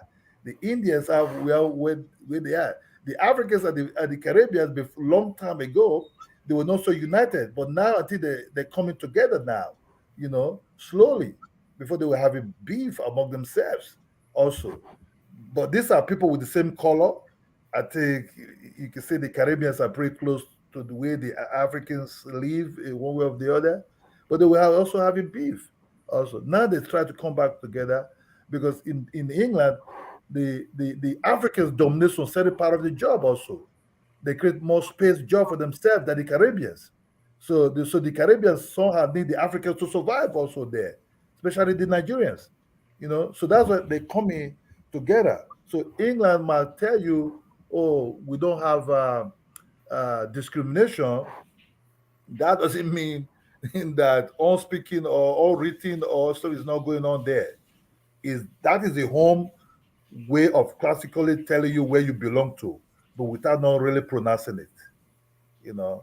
My bro, man, I'm going to my job, man. God bless me. I live in Nigeria, in Africa. God bless, brother. You too, brother.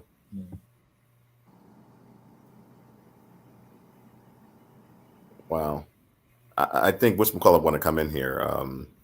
Yeah, forehead warrior. Yeah, forehead warrior. I believe he's Somali. Am I correct? Yeah, he's Somali. Okay. It's Shout out actually- to Somali people. Yeah, it's actually Mo. Mo. I mean, you talked to Mo before. Oh yeah, I talked to him before. He's a cool guy. Yeah, he is. He's funny. I guess African millennial fell asleep. Yeah, Yeah, she fell asleep. I think she's in the eastern coast of Canada, I believe. yeah, So- she's in Canada. She right above where I'm at. You in I'm down Texas? here. You in Yep. Texas, right? Yep. What area of Texas? Do you live in East Texas or West? East. I'm close to the Gulf of Mexico.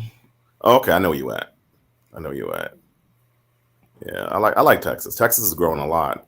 It's growing a lot. Yeah, we got a asshole of a governor here, so. Yeah. How do people feel about the governor in Texas? Anyway, I'm just curious. Oh, he's an asshole despite he on a wheelchair, and I mean, does he he? really like to make his political statements. Yeah. I mean, is he very popular with people there? Well, he well known for what he do, so he like to send immigrants to other states. Right. I mean, how do you think he's going to do with the election this year? I mean, do you think he's going to win or lose? I got a feeling they're gonna reelect him and put him back in there because that's what people like. This country have a history of reelecting politicians over and over again. So Right. Okay. if he do lose, it'd be a shock. Yeah, I don't think he's going to lose. It's kind of weird. It's like I realize he's in a wheelchair till later. Is he paralyzed? I think he pretty much is, because when years ago when he went out jogging, I believe when it was raining, a tree fell on his legs, and that's how he got disabled. Wow, that's crazy. Wow.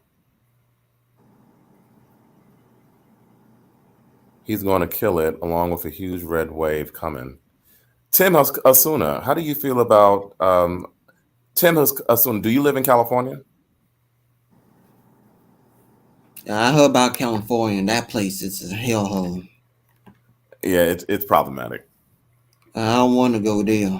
It's just the stuff I hear makes Alabama look like a kindergarten playground. I mean, you'll like some parts of it. I mean, it's lots to do. And plus, California's a big state, just like Texas. I mean, you have LA and San Francisco is so miles apart from each other. It's crazy. It's about driving from LA to San Francisco is about 5 to 6 hours. I live closer to the border of Mexico than I do San Francisco. The border is only like 2 hours from where I live. San Francisco driving, if it's not traffic, it's about between, I would say, 5 to 8 hours. So depending on the state, every region of the state of California is different. So you stay close to Bastrop, California. Yeah, I mean, I'm in LA, so LA, if you Google it, and as far as from LA to Tijuana, it's about 2 hour drive. That's it. And if I lived in San Diego, it'll just be a hop, skip, and a jump. I could just go across the border. Yeah, right. Yeah, so it has that. I mean, you have that in Texas as well too, with Brownsville, Texas, El Paso. Oh yeah, Brownsville, right on the border. That's right directly at the gates. Yeah. So it really depends. Kami formula, whatever you say, Tim. Half of your people are out here. Most of your people are. But yeah. But I mean, Texas is a very interesting state. It has a lot of things going on for it. I mean, especially a lot of businesses are going there. I'm assuming unemployment is pretty much low in Texas. Well, I ain't checked the employment lately, but I know unemployment been rising everywhere because of the inflation, pandemic. But Texas usually do really good with employment. Right, I pretty much figured that. Yeah. We used to do better than other states. Yeah. I give Texas credit. I mean, a lot of companies are going there due to the fact that they don't have to get charged for taxes, tax breaks there. So, including Tesla, I believe. I forgot what city he's in. I don't know if he's in. I want to say Austin, Texas. I don't know where he at. He could be in Dallas, for I know. He's ready to come back to New York. Texas jobs are blah. Juju saying that. Have you traveled in other states within the United States or no? I've been to Louisiana a number of times. I went to Florida in June. Oh, what part of Florida did you go to? Huh? What part of Florida did you go to? Orlando. Oh, okay. You went to Disney World? Yes, I went there first time. Will you go to Epcot Center, or you just went to the regular? I went to Disney World, and then I went to Universal Studios, and the hotel wasn't so far from there. It was kind of like a 10 or 20 minute drive away. Okay, so you didn't do Epcot Center?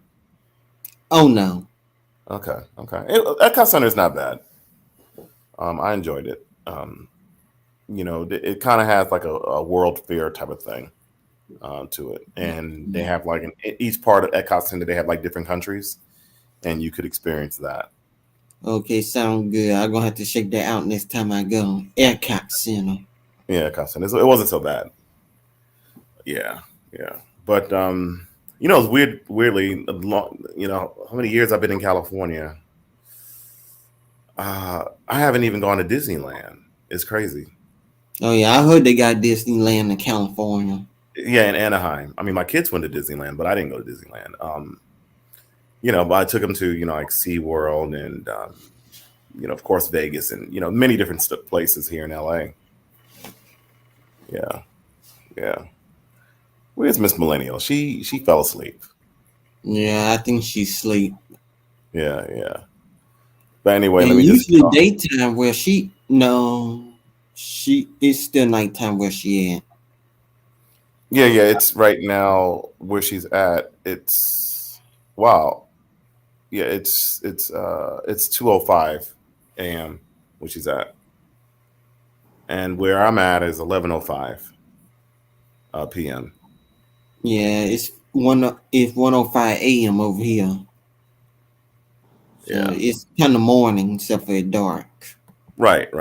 Same thing over here. I mean, you're a black American as well? Of course. Okay. I know we have a lot of foreigners on this channel, so yeah. I mean, my accent doesn't give it away. No. I thought you might be from the UK like everyone else. I never considered myself having a British accent at all, but okay, that's different. Very different. Yeah. No, I'm from the United States. I've been born and bred and raised here. All right. Yeah. Born in. I grew up in New York, and then I later moved to LA in my adult life.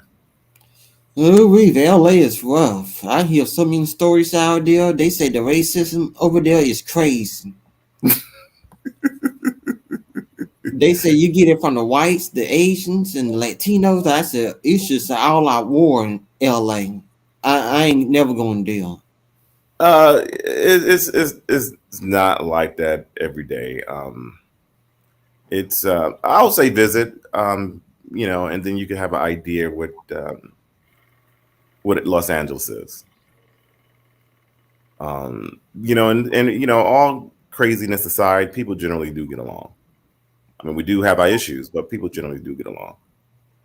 Yeah, I just hear so much bad stuff about California, LA, to where I said, it ain't for me. I mean, people do have a tribal mindset, but that's just, you can find that anywhere in the United States as well. You experience any trouble in LA? Actually, LA, here and there. I mean, I haven't experienced, I had certain scary situations, but I was able to avoid that. But otherwise, I would say California has been good for me. Okay, I know it's expensive as hell, so. Yeah, LA, yes. When you get outside of LA, when you go to, let's say, because LA is nothing but a desert anyway. I mean, what's the saving grace for us in LA is the Pacific Ocean. We would be another Las Vegas if it wasn't for the Pacific Ocean. So the weather is pretty much mild. But you have the desert regions of San Bernardino, and you also have Big Bear, which snows in the mountains. So it's one of the few places where you could go to the beach, go to the desert, and go skiing all in one day.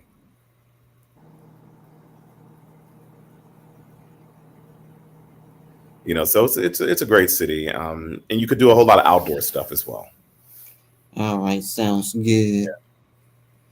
Yeah, so it's not as bad. I mean, people are pretentious out here, but you get used to that, especially if you're into the film industry.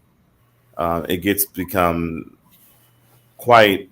You meet quite a lot of interesting characters in that world, but generally speaking, most people are normal. Oh yeah, I can see all the interested people in the film industry. You're gonna meet all kinds of people from all walks of life. Yeah, they have a tendency of being, I hate to say, plastic and disgustingly phony. If you see it and you're in that type of atmosphere, especially when they go to parties or certain nightclubs, how the way people behave, you see what I'm talking about. You're like, okay, this is not. Is this exactly what I expected it would be? As far as a bunch of phony people, especially in the entertainment world, is its own little world all to itself. Oh yeah. When it comes to that, people gonna get wild and really show themselves. So yeah, that's just normal human behavior. Yeah, it is. It is normal human behavior, but but it's not as plastic and phony and fake. And some people could be that way. Yeah.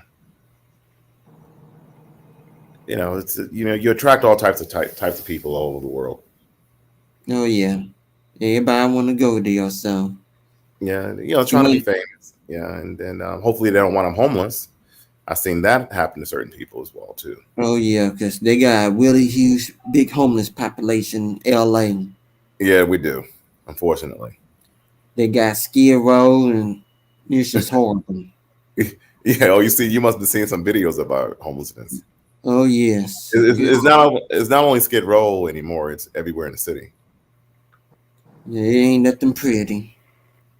No, it's not. And San Francisco is just as bad. Yeah, the Bay Then Area. I heard the crime rates are real bad. People in broad daylight just robbing stores. Cause they got a law. Cause they got a law where if you steal less than $1,000 worth of items, only you were gonna do is get a ticket and a summons to court. But that was about it. So Yeah. I mean, you know, people have been happening to people, especially to rich people. Been followed to their homes and they're getting robbed. Yeah, that been happening. Unfortunately. They made some crazy laws to where it's just made the whole state look like a playground for everybody to come play in. So Yeah. I totally agree. It's my state is quite interesting state in the union. Let me just say that. yep. We're kind of like entertainment of the world, entertainment of the whole country and the planet. You know, as far as everything what is wrong in America is pretty much seems like it escalate over here. Yep. All the stuff that's wrong with America, just look at LA and it tells you. Every possible situation, what's wrong in the country, LA gonna show everything. Yeah. It's true. It's true. I mean, especially with our homeless population, and I'm hoping that they find a solution to that soon, which I pretty much doubt, but at least try to minimize it. And they thought the state was that bad when Republicans were in control of it, but when Democrats got control account for it, it just went downhill. They always complain about Arnold Schwarzenegger bankrupt the state. Yeah. A lot of people said that. Yeah, part that was his fault too, but over the years they ain't made it better since he left. They made it worse. Yeah, they have. I mean, I know, we have a Governor Newsom. I think he's running for his second term, I believe. I think it's next year. I don't know who's going to be running against him. I don't think there's a viable candidate out there yet against Governor Newsom. Yeah, it's but there's certain things I love about LA too. So it's certain things. They have their good and they have their bad. Yeah, just like what I was telling you, with all people, you have good people, you have the bad in any ethnic group. Oh, that's so true. Every ethnic groups have their good and their bads. Yeah.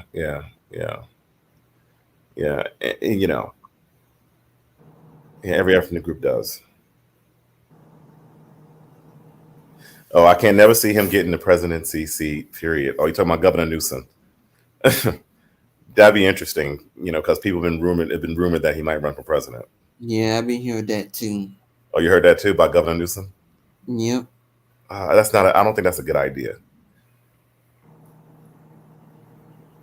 It's not a good idea. Yeah, because Biden ain't doing no good.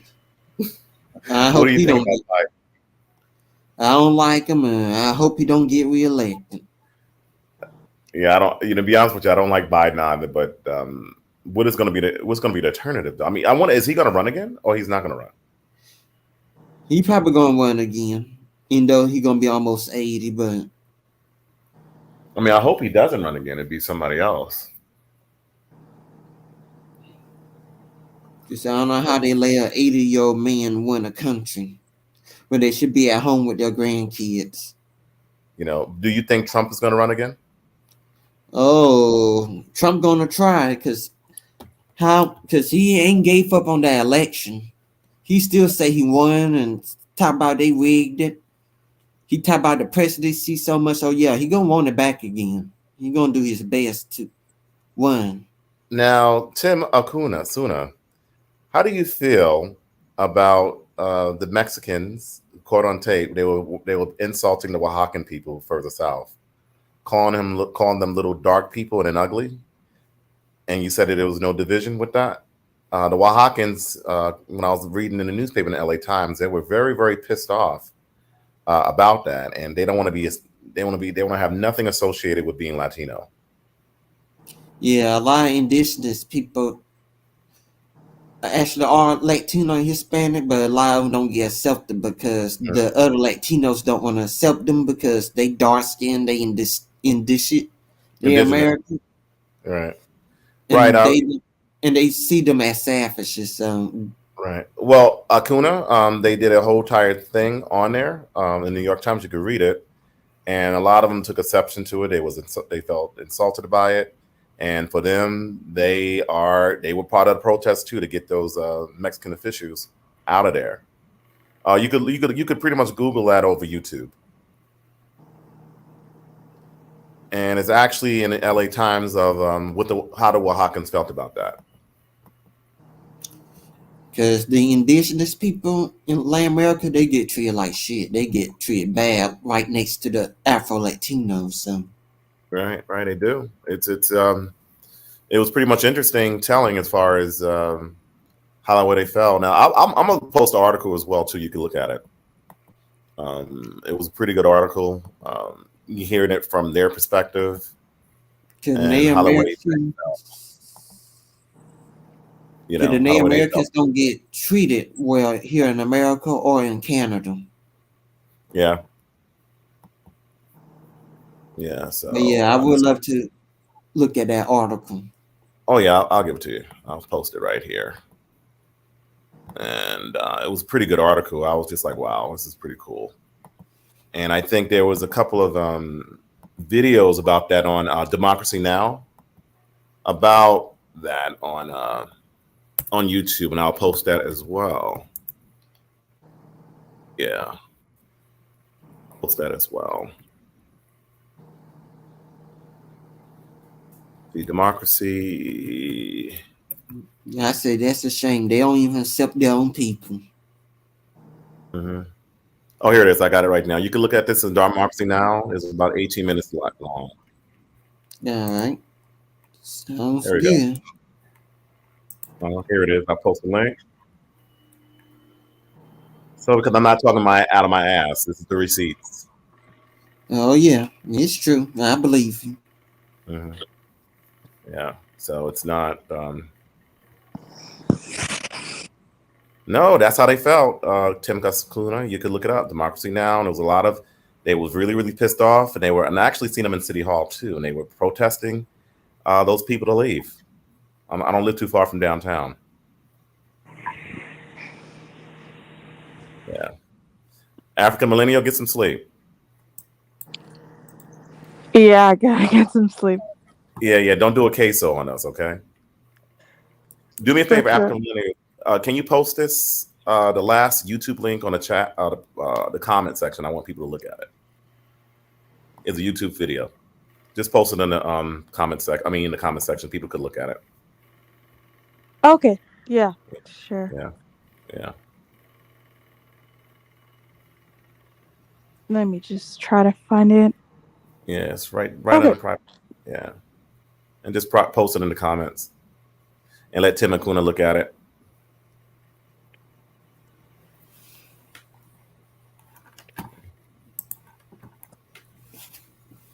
Yeah, so you what time you have to go to work tomorrow? Oh, me? Oh no. No, I got African Millennial. Yeah, she keep falling in and out. Yeah, she got to get some sleep. Probably 12 o'clock, What time you have to go to work? 12 p.m. Oh, okay, in the afternoon. Right. Oh, you lucky you, girl. I had to be at work. I had to be at work around 9 o'clock my time. So